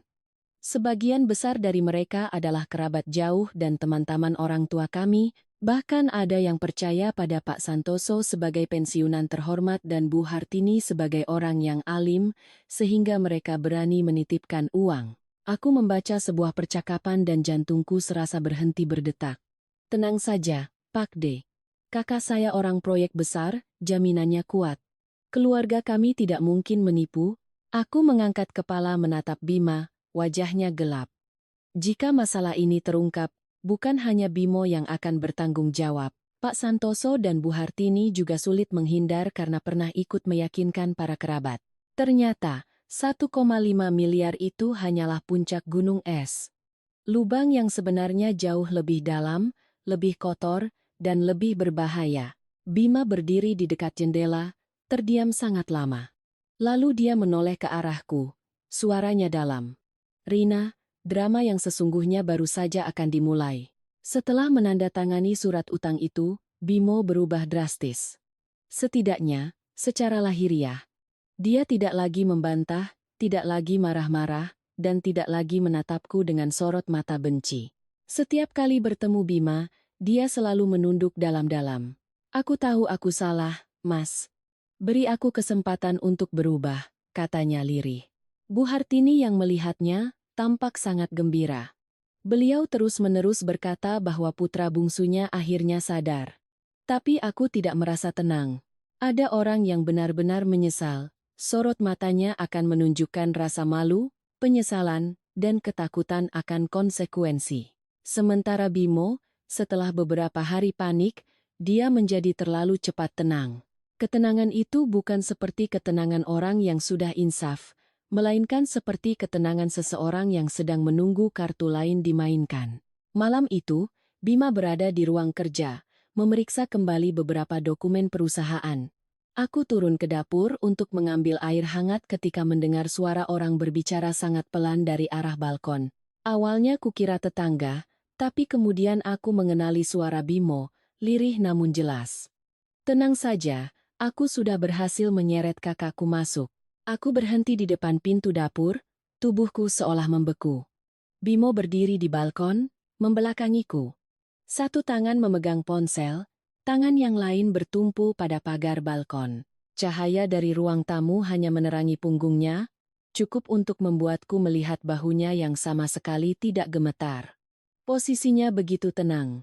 Aku segera membuka ponsel, menyalakan perekam suara. Jantungku berdebar kencang, tapi aku menahan napas. Bimo melanjutkan, suaranya lebih rendah. Tinggal sekali lagi dia mau maju bernegosiasi, kita semua selamat. Iya, Dia pikir dia sedang menyelamatkanku, biarkan saja dia berpikir begitu. Aku mengepalkan ponselku. Kalimat kita semua selamat membuat punggungku terasa dingin. Ternyata, Bimo bukan sekadar korban yang dibujuk, setidaknya, dia sedang menyembunyikan sebagian besar kebenaran dari kami. Aku baru saja akan mundur untuk memanggil Bima, ketika dari arah koridor, Vina tiba-tiba muncul. Entah sejak kapan dia di sana. Begitu melihatku berdiri di dekat pintu balkon, dia langsung berteriak, "Mbak sedang apa di situ?" Teriakannya memecah keheningan. Bimo terlonjak kaget, berbalik, dan buru-buru mematikan telepon. Pada saat itu, aku melihat wajahnya dengan jelas. Tidak ada lagi penyesalan. Tidak ada lagi ketakutan. Tatapan matanya tajam, gelap, dan penuh kewaspadaan. Seperti seseorang yang tertangkap basah tapi masih merencanakan serangan balik. Dia berjalan cepat ke arahku, menggeram. "Mbak dengar apa saja?" Aku menatap lurus ke matanya. "Cukup untuk tahu kamu belum mengatakan semua kebenarannya." Vina langsung menyela dengan suara melengking. "Mbak jangan menuduh. Bimo sedang stres, jadi bicaranya ngawur." "Mbak ini kakak ipar, kenapa malah mengintai seperti musuh?" Aku tertawa sinis. Orang yang jujur tidak akan takut didengar. Tapi orang yang baru saja diselamatkan lalu diam-diam bicara sudah berhasil menyeret kakaknya masuk, kurasa itu bukan lagi bicara ngawur. Wajah Bimo memucat. Tapi hanya dalam beberapa detik, dia kembali tertawa. Tawa yang aneh, penuh kepahitan dan keputusasaan. "Mbak hebat sekali ya, pantas saja Mas Bima nurut sekali." Tepat saat itu, Bima keluar dari ruang kerja, mungkin mendengar teriakan Vina. Dia menatapku, lalu Bimo. "Ada apa ini?" Aku memberikan ponselku padanya. Bima mendengarkan rekaman itu, raut wajahnya semakin gelap. Ketika kalimat kita semua selamat terdengar, tangannya mengepal begitu erat hingga buku-buku jarinya memutih. Tapi Bima belum sempat bicara, keesokan paginya masalah lain sudah muncul. Sekitar pukul 8, saat Bima bersiap untuk rapat online, ponsel kerjanya menampilkan notifikasi keamanan. Seseorang baru saja mencoba masuk ke akun internal perusahaannya menggunakan informasi login lamanya. Alamat IP tidak dikenal, perangkat tidak dikenal, dan waktu percobaan login hanya beberapa menit yang lalu. Bima menatap layar, wajahnya dingin. Aku berdiri di sampingnya, kepalaku langsung menghubungkan semua kejadian, dokumen palsu, informasi KTP, alamat kantor, tanda tangan palsu, lalu telepon semalam. Tujuan mereka sebenarnya bukan hanya meminjam uang untuk membayar utang. Seseorang sedang berusaha menyeret Bima lebih dalam. Mengubahnya dari korban pemalsuan menjadi seseorang yang benar-benar terlibat. Bima langsung memanggil Bimo. Begitu masuk, Bimo melihat ponsel di atas meja dengan notifikasi keamanan yang masih menyala. Wajahnya sedikit berubah. Bima bertanya terus terang. "Kamu memberikan informasi akun lamaku pada siapa?" Bimo langsung menggeleng. "Aku tidak tahu, aku tidak melakukannya." Bima memukul meja, tidak terlalu keras tapi cukup untuk membuat Bimo terlonyak. "Jangan bohong lagi. Sejak semalam, apa lagi yang sedang kamu rencanakan untuk menyeretku?" Bimo terdiam. Vina berdiri di belakangnya, wajahnya pucat pasi. Ruangan begitu hening. Tiba-tiba, Bimo tertawa. Tawa yang kering dan aneh. Campuran antara kasihan dan menakut. "Mas pikir aku mau hidup seperti ini? Mas pikir aku masih punya pilihan lain?" Bu Hartini yang baru saja tiba di pintu, berhenti melangkah mendengar kalimat itu. Bima menatap adiknya. Suaranya merendah. "Bicara." Bimo jatuh terduduk di kursi, memegangi kepalanya. Kali ini, suaranya tidak lagi menantang, melainkan serak. Di belakang Herman, ada orang lain. Kelompok yang lebih besar. Mereka yang menjalankan penipuan proyek perumahan itu. Awalnya, aku hanya memperkenalkan klien dan dapat komisi. Tapi kemudian, mereka memaksaku untuk menjadi perantara, menggunakan reputasi Mas agar orang-orang percaya. Aku melihat Bu Hartini menutup mulutnya dengan tangan. Pak Santoso yang berdiri di luar pintu, wajahnya pucat pasi. Bima bertanya lagi, "Kenapa harus aku?" Bimo mengangkat kepala. Matanya merah. "Karena aku terlanjur pamer kalau Mas bekerja di proyek besar." paham surat-surat, dan punya jabatan. Mereka bilang, kalau ada nama Mas di dokumen, klien akan lebih mudah mengeluarkan uang. Awalnya kukira hanya pinjam nama, tidak akan ada masalah. Tapi semakin lama mereka semakin menekan, aku mau berhenti pun tidak bisa. Bima berdiri terdiam sangat lama. Aku tahu dia sedang menahan amarah. Dikhianati oleh adik sendiri sudah menyakitkan, tapi dijadikan tameng untuk sebuah sindikat penipuan jauh lebih menyakitkan. Akhirnya, Bima berkata sangat perlahan, "Dengarkan baik-baik. Mulai sekarang, aku bukan hanya akan menyelamatkanmu. Aku akan menyeret semua orang di belakang masalah ini ke pengadilan." Bimo langsung panik. "Jangan, Mas. Mereka bukan orang sembarangan." Bima menatapnya, tatapannya sedingin baja. "Merekalah yang lebih dulu mengusik keluargaku." Begitu dia selesai bicara, ponsel di atas meja bergetar. Sebuah pesan dari nomor tak dikenal masuk ke ponsel Bima. Dia membukanya. Aku yang berdiri di sampingnya melihat dengan jelas foto yang muncul di layar. Itu adalah foto putra kecil kami di depan gerbang sekolahnya. Di bawahnya hanya ada satu kalimat, "Jangan ikut campur lagi kalau tidak mau kehilangan lebih dari sekadar uang." Pada saat itu, darah di tubuhku seolah membeku. Dan Bima, dia tidak berkata apa-apa. Dia hanya menatap layar itu, tangannya yang memegang ponsel mengepal begitu erat hingga memutih. Aku menatap foto di layar ponsel dan seluruh tubuhku terasa dingin. Itu adalah gerbang sekolah putraku. Papan nama sekolah terlihat jelas di latar belakang. Pohon-pohon di depan halaman, perosotan kuning di sudut kiri semuanya benar. Dalam foto itu, putraku sedang digandeng oleh gurunya masuk ke dalam kelas. Di punggungnya ada tas ransel dinosaurus yang kubelikan untuk ulang tahunnya. Tanganku gemetar hebat. Naluri seorang ibu membuatku ingin segera berlari ke garasi, melesat ke sekolah, dan memeluk anakku. Di kepalaku, tidak ada lagi kontrak palsu, tidak ada lagi bonus 3 miliar, tidak ada lagi keluarga suami atau Bimo. Yang ada hanya satu hal, anakku sedang diintai.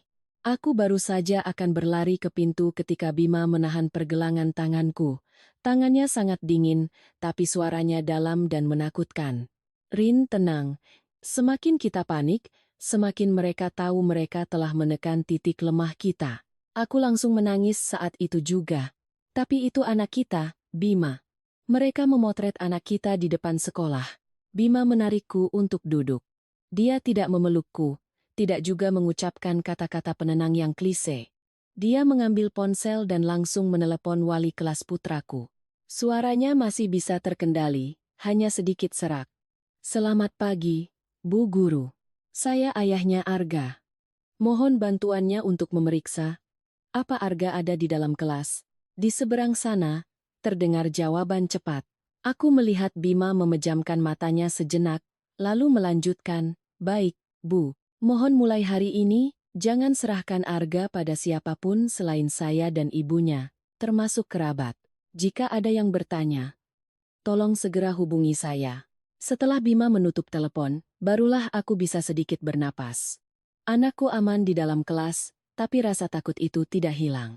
Ia hanya berubah menjadi sesuatu yang lebih dingin, seperti tangan tak terlihat yang mencekik leherku.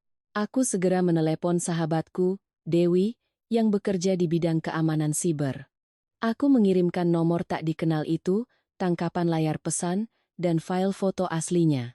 Dewi terdiam beberapa detik setelah mendengar ceritaku, lalu berkata dengan sangat serius, "Rin, simpan semuanya. Jangan dihapus, jangan dibalas. Aku akan coba lacak sumbernya, tapi kamu harus segera melapor ke polisi. Ini bukan lagi penagihan utang biasa." Bima juga menelepon pengacaranya, Mas Ardi. Dia menyalakan pengeras suara agar aku bisa ikut mendengar. "Ardi, ini sudah beralih dari pemalsuan tanda tangan ke pengancaman anak. Aku tidak akan lagi menyelesaikannya secara kekeluargaan." Suara Mas Ardi di seberang sana langsung menjadi serius. "Simpan semua buktinya, Bim, pesan, foto, nomor telepon, waktu diterima. Ini sudah masuk ranah pemerasan dan pengancaman. Kemungkinan melibatkan kelompok terorganisir. Kalian harus melapor, dan jangan pernah menemui mereka sendirian tanpa rencana yang aman." Tepat saat itu, Bu Hartini dan Pak Santoso datang, dipanggil oleh Bimo yang mungkin sudah benar-benar panik. Begitu masuk, wajah Bu Hartini sudah pucat pasi, tapi kalimat pertamanya tetap membuatku sesak napas. Paling mereka hanya menggertak. Bimo kan tidak sengaja, tidak mungkin dia membiarkan cucunya sendiri celaka. Bima menoleh ke arah ibunya, matanya memerah, bukan karena ingin menangis, tapi karena kekecewaan yang mendalam. Sampai sekarang ibu masih menyebutnya, tidak sengaja, mereka sudah mengirim foto anakku, dan ibu masih bisa membelanya? Bu Hartini terdiam, tidak bisa berkata-kata. Bimo berdiri di belakangnya, wajahnya putih seperti kertas. Bima mendekati adiknya. Tidak memukul, tidak menarik kerah bajunya, hanya menatap lurus. Bicara semuanya sekarang. Bimo menggeleng, bibirnya bergetar. Aku sudah cerita semua. Bima membanting ponselnya ke meja. Foto putraku masih menyala di layar. Lihat baik-baik. Itu anakku, keponakanmu. Kalau kamu masih menyembunyikan satu hal saja, mulai detik ini aku serahkan semuanya ke polisi. Tidak ada lagi hubungan saudara. Kalimat itu seolah meruntuhkan pertahanan terakhir Bimo. Dia jatuh terduduk, memegangi kepalanya, suaranya keluar terbata-bata. Di belakang Herman, ada orang lain. Namanya Hardy, biasa dipanggil Hardy Belati. Dia yang sebenarnya memimpin sindikat penipuan ini. Herman hanya bertugas menagih dan menangani orang yang mau mundur. Aku mengepalkan tangan. Nama panggilannya saja sudah membuatku merinding. Bimo melanjutkan, suaranya semakin bergetar. Awalnya aku hanya jadi perantara, mereka bilang kalau bisa dapat klien akan diberi komisi tinggi. Aku tergiur. Kupikir bisa dapat uang cepat untuk menikah dengan Vina dan beli rumah, tidak perlu minta pada Mas dan Mbak lagi. Tapi setelah itu, klien mulai menagih surat-surat dan jaminan. Saat itulah aku memasukkan data Mas Bima. Bima bertanya sangat pelan. Data apa saja yang kamu berikan? Bimo menunduk. Nomor KTP lama, alamat kantor, jabatan, dan beberapa contoh tanda tangan yang kufoto dari dokumen jaminan listrik yang dulu Mas tanda tangani untuk rumah Bapak dan Ibu. Aku tidak menyangka mereka akan menggunakannya sejauh ini. Bima menatap adiknya sangat lama. Tatapan matanya saat itu membuatku ikut merasakan sakitnya. Dikhianati oleh orang asing, kita masih bisa membencinya. Tapi dikhianati oleh darah daging sendiri, dijual reputasi dan nama baiknya, bahkan menyeret istri dan anaknya ke dalam bahaya. Rasa sakitnya tidak bisa diungkapkan dengan kata-kata. Dia tidak lagi memarahinya, hanya mengucapkan satu kalimat yang dingin membekukan. Sejak saat kamu membiarkan mereka menyentuh anakku, kamu tidak lagi punya hak untuk meminta belas kasihan dengan air mata. Bimo menangis. Bu Hartini juga menangis. Tapi kali ini, tidak ada lagi yang luluh oleh tangisan itu. Aku menatap orang yang dulu duduk di meja makan menuntut 1 miliar itu, kini meringkuk di kursi seperti bayangan. Aku sadar, keserakahan tidak hanya menghancurkan satu orang. Ia menyeret semua orang di sekitarnya ke dalam lumpur. Sore itu juga, aku, Bima, dan Mas Ardi menyusun berkas laporan. Aku mencetak kontrak palsu, transkrip rekaman suara saat makan malam, tangkapan layar pesan ancaman, dan rangkuman pengakuan dari Bimo. Dewi juga mengirimkan informasi awal. Nomor tak dikenal itu menggunakan kartu sekali pakai, tapi lokasi pengiriman foto kemungkinan besar berada di dekat sekolah anakku. Bima meminta Bimo untuk menuliskan seluruh keterlibatannya dengan kelompok Herman dan Hardy Belati sejak pertemuan pertama hingga saat ini. Bimo menulis sambil gemetar, beberapa kali berhenti untuk menyeka air mata. Bima hanya berkata singkat, selesaikan menangisnya, lalu lanjutkan menulis. Menjelang malam, ponsel Bimo menerima pesan dari Herman.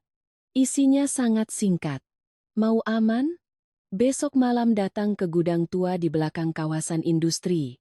Kakakmu ikut. Bicara untuk terakhir kalinya. Membaca pesan itu, Bu Hartini langsung lemas. Jangan pergi, nak, bahaya. Bima memegang ponsel, menatap pesan itu beberapa detik, lalu berkata, aku akan pergi. Aku langsung memegang tangannya. Bima, dia menoleh ke arahku. Tatapan matanya sangat tenang, tapi di baliknya ada amarah yang tertahan. Kali ini, aku pergi bukan untuk membayar. Aku pergi untuk membuat mereka mengaku. Malam itu, Bima mengenakan kemeja berwarna gelap, mengancingkannya satu persatu dengan sangat perlahan. Aku berdiri di sampingnya, hatiku cemas luar biasa. Dia tidak banyak bicara, hanya mengambil sebuah alat perekam kecil yang diberikan Mas Ardi dan menyelipkannya di balik kerah bajunya. Alat itu begitu kecil, hampir tidak terlihat. Mas Ardi sudah berpesan berulang kali. Malam ini Bima sama sekali tidak boleh terpancing emosi. Tidak boleh melakukan kekerasan fisik, tugasnya hanya membuat mereka mengucapkan hal-hal yang dibutuhkan. Aku ingin ikut masuk ke dalam, tapi Bima melarang. Dia memegang pundakku, menatap lurus ke mataku. Kamu tunggu di mobil bersama Ardi. Kalau ada apa-apa, masih ada yang bisa berpikir jernih. Kalau kita berdua masuk, mereka akan menjadikan kita titik lemah. Aku tahu dia benar, tapi aku tidak bisa berhenti khawatir. Setelah ancaman foto anakku, aku tidak lagi menganggap mereka sekadar penagih utang biasa. Gudang tua itu terletak di ujung kawasan industri, sekitar 1 kilometer dari jalan raya. Mobil kami berhenti di tempat yang tersembunyi. Di sekeliling kami hanya ada bangunan-bangunan kosong dan suara angin yang membuat seng-seng tua berderit. Beberapa lampu kuning yang tergantung di depan gudang berkedip-kedip menciptakan suasana yang semakin mencekam. Aku duduk di kursi belakang bersama Mas Ardi dan seorang petugas yang sudah dikoordinasikan sebelumnya. Bimo duduk di depan, wajahnya pucat pasi. Dia tidak lagi terlihat seperti adik iparku yang angkuh, tangannya terus gemetar di atas pangkuan. Bima membuka pintu mobil, tapi sebelum turun, dia menoleh ke arahku. Tatapan matanya tenang, tapi aku tahu betapa tegangnya dia. Dengarkan dari sini, aku akan terus merekam. Aku mengangguk. Pintu mobil tertutup. Bima dan Bimo berjalan menuju gudang. Bayangan mereka memanjang di atas beton yang lembab. Satu orang berjalan tegap, yang satu lagi berjalan menunduk seolah memikul beban dosa yang berat. Dari dalam gudang, melalui alat pendengar, aku mendengar suara pintu besi yang digeser. Lalu suara Herman terdengar, masih dengan nada sombongnya. Tepat waktu juga. Kukira kalian tidak akan berani datang, Bima menjawab dengan tenang. Saya datang untuk mendengar angka finalnya. Terdengar suara kursi yang diseret, lalu suara pria lain, lebih rendah dan pelan, tapi justru membuatku merinding. Orang teknik memang suka terus terang.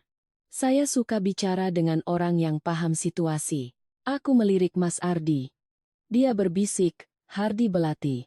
Pria itu tidak berpenampilan seperti preman. Melalui kamera kecil yang terpasang pada Bima, aku bisa melihatnya mengenakan kemeja putih dan blazer abu-abu. Jika bertemu di jalan, tidak akan ada yang menyangka dia adalah otak sindikat penipuan. Tapi matanya berbeda, dingin dan tanpa emosi. Hardi meletakkan setumpuk dokumen di atas meja. Ini daftar lebih dari 20 orang yang sudah setor uang melalui si Bimo. Ada yang setor 200 juta, 300 juta, ada yang sampai jual tanah di kampung. Adikmu sudah memakan uang mereka. Sekarang, pilihannya hanya dua. Kamu yang ganti, atau biarkan dia masuk penjara dan keluargamu menanggung malu seumur hidup. Bimo tercekat. Pak Hardi. Dulu Bapak bilang saya hanya memperkenalkan saja. Hardi tertawa kecil. Orang dewasa sedang bicara, kamu diam. Aku yang di dalam mobil merasa sangat marah. Dia bicara seolah semua kesalahan ada pada Bimo. Bima tetap tenang. Totalnya berapa? Hardi mendorong selembar kertas ke arahnya. Tidak banyak. 4 miliar. Dibandingkan bonus 3 miliar kalian, ini masih ringan. Bayar 2 miliar malam ini, sisanya setelah tahun baru, aku akan bersihkan semua dokumen yang menyangkut kalian. Aku mengepalkan tangan. Ternyata 1,5 miliar di awal hanyalah umpan. Target mereka sebenarnya adalah menyeret Bima untuk menanggung seluruh kerugian sindikat mereka. Bima sengaja diam beberapa detik, lalu bertanya. Kalau saya bayar, apa kalian jamin semua surat-surat yang menyangkut saya akan dihapus? Hardi sedikit mencondongkan tubuhnya. Tentu. Kami berbisnis juga punya etika. Kamu punya uang. Kamu selamatkan nama baikmu. Adikmu tidak masuk penjara. Orang tuamu tidak dicaci maki. Semua senang. Bima melanjutkan, seolah benar-benar menimbang tawaran itu. Lalu tanda tanganku di kontrak-kontrak itu? Siapa yang membuatnya? Suasana di alat pendengar hening sejenak. Aku menahan napas. Ini adalah pertanyaan kunci. Herman, yang mungkin sudah tidak sabar atau mengira Bima akan segera membayar, nyeletuk. Ya adikmu sendiri yang tanda tangan. Tapi yang penting kan sekarang orang-orang sudah percaya itu kamu. Kamu punya uang ya kamu bayar. Selesai. Mas Ardi yang duduk di sampingku langsung mengangkat kepala, matanya menajam. Kalimat itu sudah cukup jelas. Mereka tahu tanda tangannya palsu, tapi tetap menggunakannya untuk memaksa Bima membayar. Bima tidak berhenti. Dia berkata perlahan. Artinya, kalian tahu saya tidak menandatanganinya, tapi tetap menggunakan dokumen itu untuk mengancam saya. Hardi saat itu baru sadar telah membiarkan Herman bicara terlalu banyak. Dia melirik tajam ke arah Herman, lalu kembali menatap Bima. Suaranya masih pelan, tapi lebih dingin. Kamu pintar, tapi terlalu pintar kadang-kadang menyusahkan. Saya tanya sekali lagi. Kamu mau bayar, atau mau masalah ini menjadi besar? Bima mengangkat kepala. Melalui layar kecil, aku melihatnya menatap lurus ke arah Hardi. Saya juga tanya sekali lagi. Apa benar kalian menggunakan dokumen palsu dan foto anak saya untuk memaksa saya membayar 4 miliar? Hardi tidak langsung menjawab. Dia tersenyum, senyum yang membuat bulu kuduk berdiri. Ada hal-hal yang tidak perlu diucapkan. Orang yang tahu situasi, pasti mengerti. Tepat saat itu, Mas Ardi memberi isyarat pada petugas di sampingnya. Di luar gudang, beberapa bayangan mulai bergerak cepat dan senyap. Jantungku berdebar kencang, telapak tanganku basah oleh keringat. Di dalam gudang, Hardi sepertinya merasakan ada yang tidak beres. Dia berdiri, matanya menyapu ke arah saku kemeja Bima, raut wajahnya berubah. Kamu menjebakku? Herman juga langsung berdiri, kursinya jatuh berdebam. Bimo ketakutan hingga merapat ke dinding. Bima tetap berdiri di tempatnya, tidak mundur selangkah pun. Dia menatap lurus ke arah Hardi, suaranya tenang membekukan. Tidak. Saya hanya membiarkan kalian mengucapkan kebenaran dengan mulut kalian sendiri. Pintu gudang didobrak terbuka. Senter-senter menyorot ke dalam. Suara langkah kaki yang berat terdengar. Hardi berbalik, topeng kesopanannya akhirnya pecah. Dan aku, yang duduk di dalam mobil mendengar kekacauan itu melalui alat pendengar, jantungku serasa mau meledak, permainan mereka telah berakhir. Tapi aku tahu, seekor binatang buas yang terpojok tidak akan menyerah begitu saja. Begitu pintu gudang didobrak, suasana di dalam langsung kacau balau. Beberapa anak buah Hardi bereaksi cepat. Ada yang mencoba lari ke pintu belakang, ada yang meraih tumpukan dokumen di atas meja dan mencoba merobeknya. Tapi petugas di luar sudah siap. Hanya dalam beberapa menit, teriakan-teriakan tegas, suara sepatu bot yang berlari, suara kursi yang jatuh, dan kertas-kertas yang beterbangan menciptakan kekacauan yang mencekam. Aku duduk di dalam mobil, kedua tanganku terkepal erat. Melalui layar kecil, aku melihat Bima menepi ke sisi ruangan, persis seperti yang diinstruksikan Mas Ardi. Dia tidak ikut campur, hanya menjaga jarak untuk melindungi bukti dan dirinya sendiri. Bimo sudah jatuh terduduk di lantai. Memeluk kepalanya, seluruh tubuhnya gemetar hebat. Hardi Belati masih berusaha menjaga ketenangannya. Dia merapikan blazernya yang sedikit kusut, lalu berkata dengan suara dingin, "Kalian salah paham. Ini hanya sengketa utang piutang biasa. Kami hanya bernegosiasi." Seorang petugas mengambil alat perekam kecil dari saku Bima dan mengamankan tumpukan dokumen di atas meja. Mas Ardi masuk, menambahkan salinan kontrak palsu dan pesan ancaman ke dalam kantong barang bukti. Dia menatap Hardi. Suaranya sangat jelas. Sengketa utang piutang tidak meliputi pemalsuan tanda tangan, penggunaan dokumen palsu untuk pemerasan, dan pengiriman foto anak di bawah umur untuk mengancam. Untuk pertama kalinya, senyum di wajah Hardi benar-benar hilang. Dia menoleh ke arah Herman dengan tatapan tajam.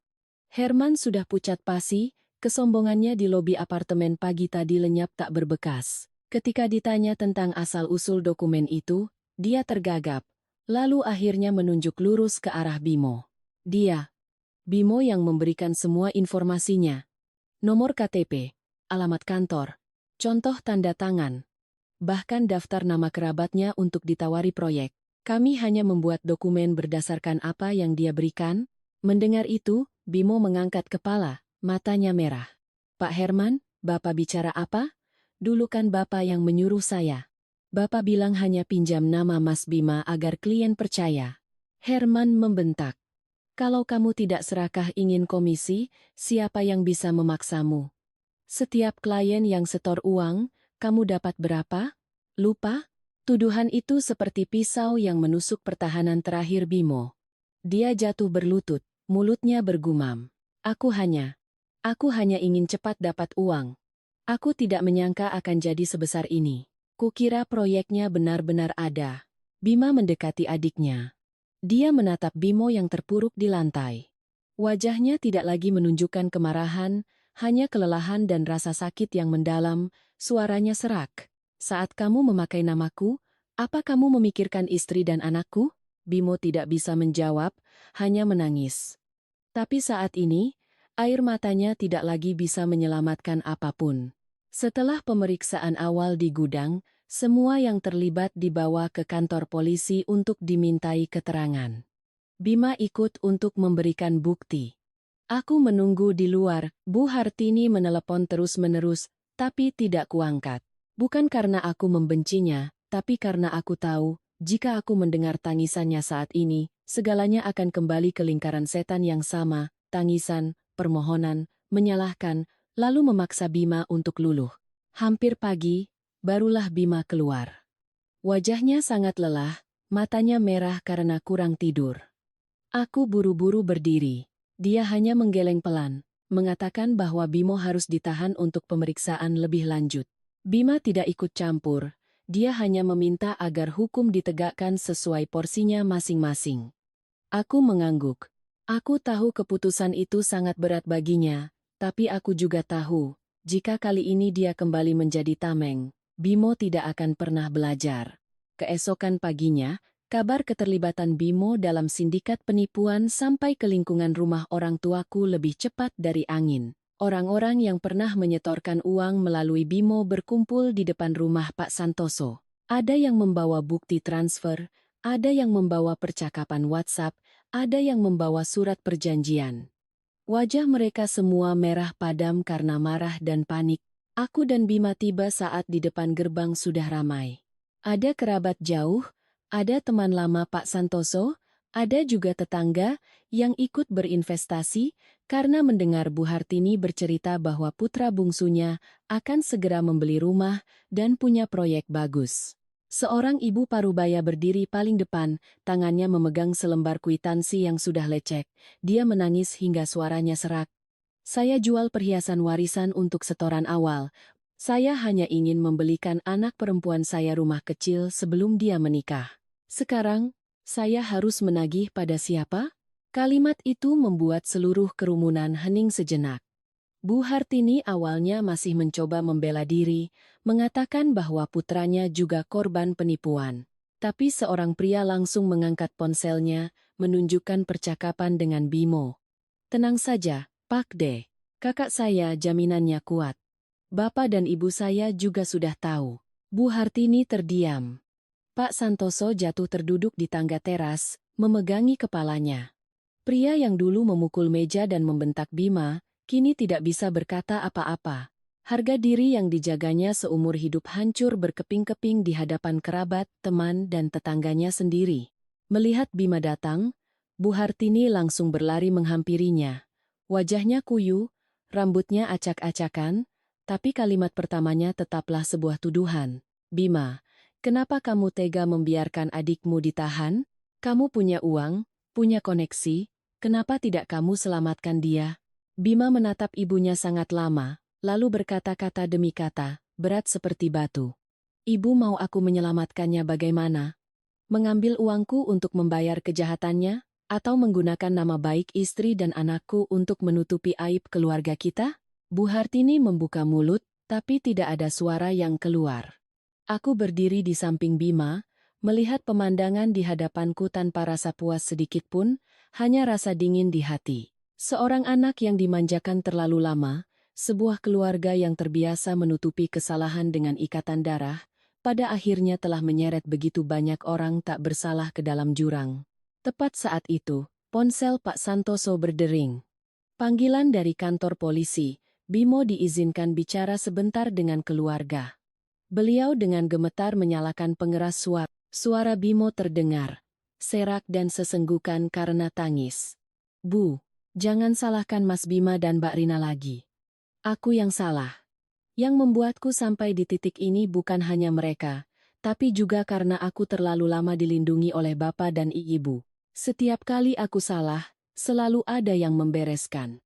Makanya, aku pikir kali ini juga akan sama. Bu Hartini jatuh berlutut di halaman, tangisnya pecah, menyakitkan dan terlambat. Dan Bima, dia hanya memejamkan matanya, tangannya menggenggam erat tanganku. Aku tahu kalimat itu tidak bisa menghapus konsekuensi. Tapi setidaknya, itu adalah pertama kalinya Bimo menyebut kesalahannya dengan benar. Setelah berhari-hari kekacauan, Bima yang berinisiatif menelepon orang tuanya. Dia tidak bicara panjang lebar, hanya meminta mereka datang ke apartemen kami pada Sabtu malam. Saya ingin bicara sekali lagi untuk memperjelas semuanya, kata Bima di telepon. Setelah malam ini, semuanya akan berjalan sesuai aturan, tidak ada lagi tangisan atau saling menyalahkan. Malam itu, aku menata meja di ruang tamu dengan sederhana. Tidak ada makanan, tidak ada kue, tidak ada teh seperti pertemuan keluarga, yang biasanya penuh kepura-puraan. Di atas meja hanya ada 3 tumpukan dokumen yang sudah disiapkan Bima. 1 tumpukan berisi berkas perkara dan bukti-bukti terkait kelompok Hardi Belati. 1 tumpukan berisi rincian aset, utang, dan barang-barang atas nama Bimo, dan tumpukan terakhir adalah surat komitmen keluarga yang disusun oleh Mas Ardi. Bu Hartini datang lebih dulu. Aku hampir tidak mengenalinya. Wanita yang dulu duduk di meja makan dengan riasan cerah dan suara setajam pisau, kini rambutnya terlihat lebih banyak uban, beliau mengenakan gamis sederhana, wajahnya pucat dan kuyu. Pak Santoso menyusul di belakang, punggungnya sedikit membungkuk. Aura superiornya telah lenyap, digantikan oleh keheningan yang berat dari seseorang yang harga dirinya baru saja hancur. Tidak banyak basa-basi. Bima mempersilakan mereka duduk, lalu mendorong 3 tumpukan dokumen itu ke tengah meja. Saya akan bicara terus terang, kata Bima. Saya akan menyewa pengacara untuk mendampingi Bimo agar dia memberikan keterangan yang jujur, memisahkan bagian mana dia menjadi korban dan bagian mana dia menjadi pelaku aktif. Ini bukan untuk membebaskannya dari hukuman, tapi agar dia tidak dijadikan kambing hitam oleh kelompok Hardi. Mendengar kata hukuman, Bu Hartini gemetar. Ibu tidak memintamu membebaskannya, nak. Ibu hanya berharap kamu bisa menyelamatkannya, Bima memotong. Suaranya tidak tinggi tapi sangat tegas. Menyelamatkan bukan berarti menghapus konsekuensi. Jika sampai sekarang ibu masih berpikir menyelamatkan itu sama dengan mengeluarkan uang untuk membungkam semua orang, maka kita tidak perlu bicara lebih lanjut. Bu Hartini menunduk. Kedua tangannya meremas-remas ujung bajunya. Pak Santoso duduk di sebelahnya, matanya terpaku pada lantai. Diam 1000 bahasa. Bima membuka tumpukan dokumen kedua. Saya juga akan menalangi sejumlah dana untuk mengganti rugi para korban yang paling membutuhkan. Mereka yang menjual perhiasan anak, menggunakan dana pensiun, atau meminjam dari kerabat, tapi dana itu bukan cuma-cuma. Itu adalah tanggung jawab yang harus kita pikul bersama sebagai keluarga. Mata Bu Hartini yang tadinya sayu, kini memancarkan secercah harapan sekaligus ketakutan. Bima tidak membiarkannya salah paham. Syarat pertama, seluruh aset pribadi Bimo harus dijual. Mobil, ponsel, jam tangan, barang-barang bermerek, tabungan, apapun yang dibeli dengan uang pinjaman atau komisi haram, semuanya harus diuangkan untuk membayar utang. Bu Hartini membuka mulut, seolah ingin memohon agar disisakan sesuatu untuk putra bungsunya, tapi tatapan lurus Bima membuatnya terdiam. Dia tidak bisa terus memakai mobil mewah dan barang mahal sementara orang lain kehilangan uang pernikahan anaknya. Bima membuka surat komitmen. Syarat kedua, Bapak dan Ibu menjual tanah warisan yang atas nama Bapak di kampung untuk ikut mengganti rugi. Bukan karena saya memaksa, tapi karena Bapak dan Ibu sendiri yang ikut menjamin Bimo di hadapan para kerabat. Bapak dan Ibu yang meyakinkan mereka, mengatakan Bimo punya kakak yang bekerja di proyek besar, keluarga kita tidak mungkin menipu. Sekarang, keluarga kita harus ikut bertanggung jawab. Bu Hartini seolah tertikam. Dia langsung menangis. Itu tanah warisan, Bima. Tanah dari kakek nenekmu, bagaimana bisa kamu tega menyuruh kami menjualnya? Bima menatap ibunya. Kali ini, di matanya bukan hanya ada kemarahan, tapi juga kesedihan yang mendalam. Dulu, ibu tega menyuruhku memberikan 1 miliar untuk Bimo beli rumah, 500 juta untuk dana pensiun. Apa saat itu ibu pernah bertanya bagaimana susahnya kami berdua mendapatkan uang itu? Sekarang, saat kita benar-benar harus bertanggung jawab, ibu justru sayang pada tanah? Bu Hartini menangis sesenggukan, tidak bisa membantah. Pak Santoso mengangkat kepala untuk pertama kalinya sejak masuk. Suaranya serak. Kalau tanah itu dijual, kami punya apa lagi? Bima menjawab perlahan, punya harga diri untuk mulai memperbaiki kesalahan. Punya kesempatan untuk menatap wajah orang-orang yang telah dirugikan oleh keluarga kita dan mengucapkan permintaan maaf yang tulus. Ruangan menjadi sunyi. Aku berdiri di samping, hatiku terasa berat. Aku tidak senang melihat mertuaku dalam kondisi ini. Tapi jika tidak ada harga yang harus dibayar, mereka akan terus berpikir bahwa anak sulung dilahirkan untuk menanggung beban, menantu yang punya penghasilan harus menyetor, dan anak bungsu yang berbuat salah cukup diselesaikan dengan tangisan. Bima menunjuk syarat terakhir. Setelah Bimo selesai menjalani proses hukum, dia harus bekerja untuk melunasi cicilan utangnya. Setiap dana yang saya bantu akan dibuatkan surat utang resmi. Tidak ada yang boleh diam-diam memberinya uang jajan. Tidak ada yang boleh menangis memohon keringanan untuknya. Jika dia mengulanginya lagi, saya akan menghentikan seluruh bantuan hukum. Bu Hartini bertanya dengan suara gemetar, lirih seperti bisikan. Kalau begitu, apa nanti ibu masih boleh menengok cucu? Pertanyaan itu membuatku mengangkat kepala. Sejak awal, aku diam karena ini adalah percakapan antara Bima dan orang tuanya. Tapi ketika sudah menyangkut anakku, aku tidak bisa tinggal diam. Aku menatap Bu Hartini, suaraku tenang, tidak sinis, tapi setiap katanya jelas. Boleh. Jika ibu mengerti bahwa cucu ibu bukanlah alat untuk menekan kami, dan rumah ini bukanlah tempat ibu datang untuk menagih uang, untuk menangis, atau untuk memaksa putra ibu memilih antara ibu dan istrinya. Bu Hartini menatapku, bibirnya bergetar. Mungkin ini pertama kalinya beliau benar-benar mendengarku bicara sebagai seorang ibu dan seorang istri, bukan sebagai menantu yang bisa disuruh-suruh. Pak Santoso mengambil pulpen. Tangannya gemetar hebat. Beliau menatap surat komitmen itu sangat lama, lalu menandatanganinya. Selesai, beliau meletakkan pulpen, suaranya tercekat. Bapak salah. Bapak selalu berpikir anak sulung harus menanggung semuanya. Tidak disangka, justru Bapak yang telah merusak si bungsu. Semakin dibela, semakin dia tidak tahu takut. Bu Hartini menangis meraung-raung. Tapi kali ini, tangisannya tidak lagi tajam dan menuntut. Itu hanyalah tangisan seorang ibu yang menyadari telah salah cara dalam mencintai dan sudah sangat terlambat. Bima mengumpulkan kembali ketiga tumpukan dokumen itu. Dia tidak memeluk orang tuanya, tidak juga langsung mengucapkan kata maaf. Ada luka yang tidak bisa sembuh hanya dengan satu kata. Dia hanya menatap mereka, suaranya dalam. Saya membantu kali ini bukan karena saya lupa, tapi karena saya tidak ingin keluarga kita terus berbuat salah. Setelah malam penandatanganan komitmen itu, segalanya tidak langsung kembali damai. Ada kesalahan yang seperti retakan di dinding, tidak bisa ditutupi hanya dengan lapisan cat baru. Kasus Hardi Belati dan sindikatnya dilimpahkan ke pihak berwajib. Dokumen palsu, rekaman suara, pesan ancaman, dan daftar korban menjadi bukti untuk membongkar kedok bisnis properti mereka. Bimo, Karena memberikan keterangan yang jujur dan kooperatif, hukumannya diringankan.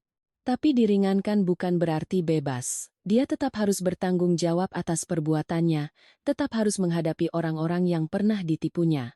Vina menghilang begitu saja. Ketika Bimo tidak lagi punya mobil mewah, jam tangan mahal, dan janji apartemen baru, Vina memblokir nomornya, mengembalikan beberapa barang, lalu pergi dari kehidupannya seolah tidak pernah ada janji apapun.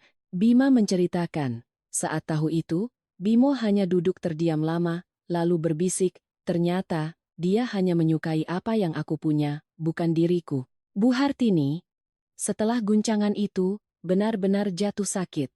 Beliau tidak lagi menelepon sambil menangis menuntut ini itu. Suatu kali, Bima mengingatkannya untuk minum obat. Beliau hanya menjawab pelan, "Iya, nak." Sebuah kalimat sederhana, tapi bagi Bu Hartini, itu adalah perubahan besar. Pak Santoso menjual tanah warisan di kampung. Hari penandatanganan akta jual beli, beliau duduk terdiam lama di teras rumah, memandangi kunci rumah tua yang disimpannya. Aku tahu, tanah itu bukan hanya aset baginya.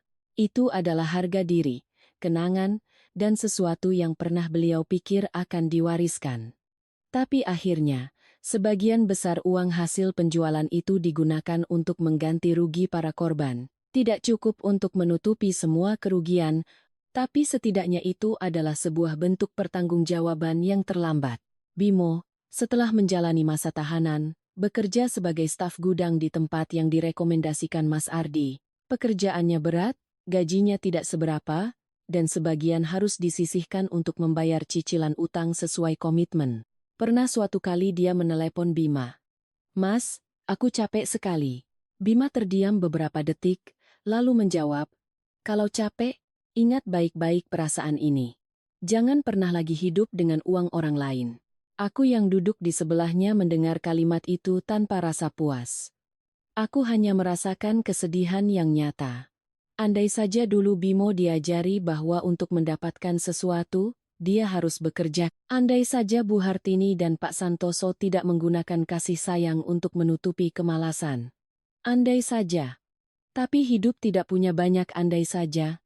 Mengenai kami berdua, bonus 3 miliar itu masih utuh. Setelah semua kekacauan, kami tidak terburu-buru menghabiskannya. Kata Bima, uang yang didapat dari keringat harus digunakan dengan bijak. Kami menggunakan sebagian untuk merenovasi apartemen, menata ulang kamar putra kami, membuat dana pendidikan khusus untuknya, dan sisanya kami investasikan. Persis seperti rencana awal kami di hari penerimaan bonus. Aku semakin sadar satu hal, dalam pernikahan. Uang memang penting, tapi pasangan yang bisa bersamamu menjaga batasan jauh lebih penting. Jika hari itu Bima melunak, jika karena takut dicap tidak berbakti dia menyetujui permintaan mereka, mungkin keluarga kecilku sudah terseret ke dalam lubang tanpa dasar itu. Suatu sore di akhir tahun, Bu Hartini datang ke apartemen kami. Beliau berdiri lama di depan pintu sebelum menekan bel. Saat kubukakan pintu, beliau membawa sekantong kecil jeruk medan. Beliau menatapku, bibirnya bergetar. "Rina, Ibu minta maaf. Dulu, Ibu selalu berpikir menantu yang berpenghasilan sudah seharusnya menafkahi keluarga suami. Ibu pikir itu wajar. Sekarang Ibu baru sadar, Ibu sudah keterlaluan." Aku tidak langsung menjawab.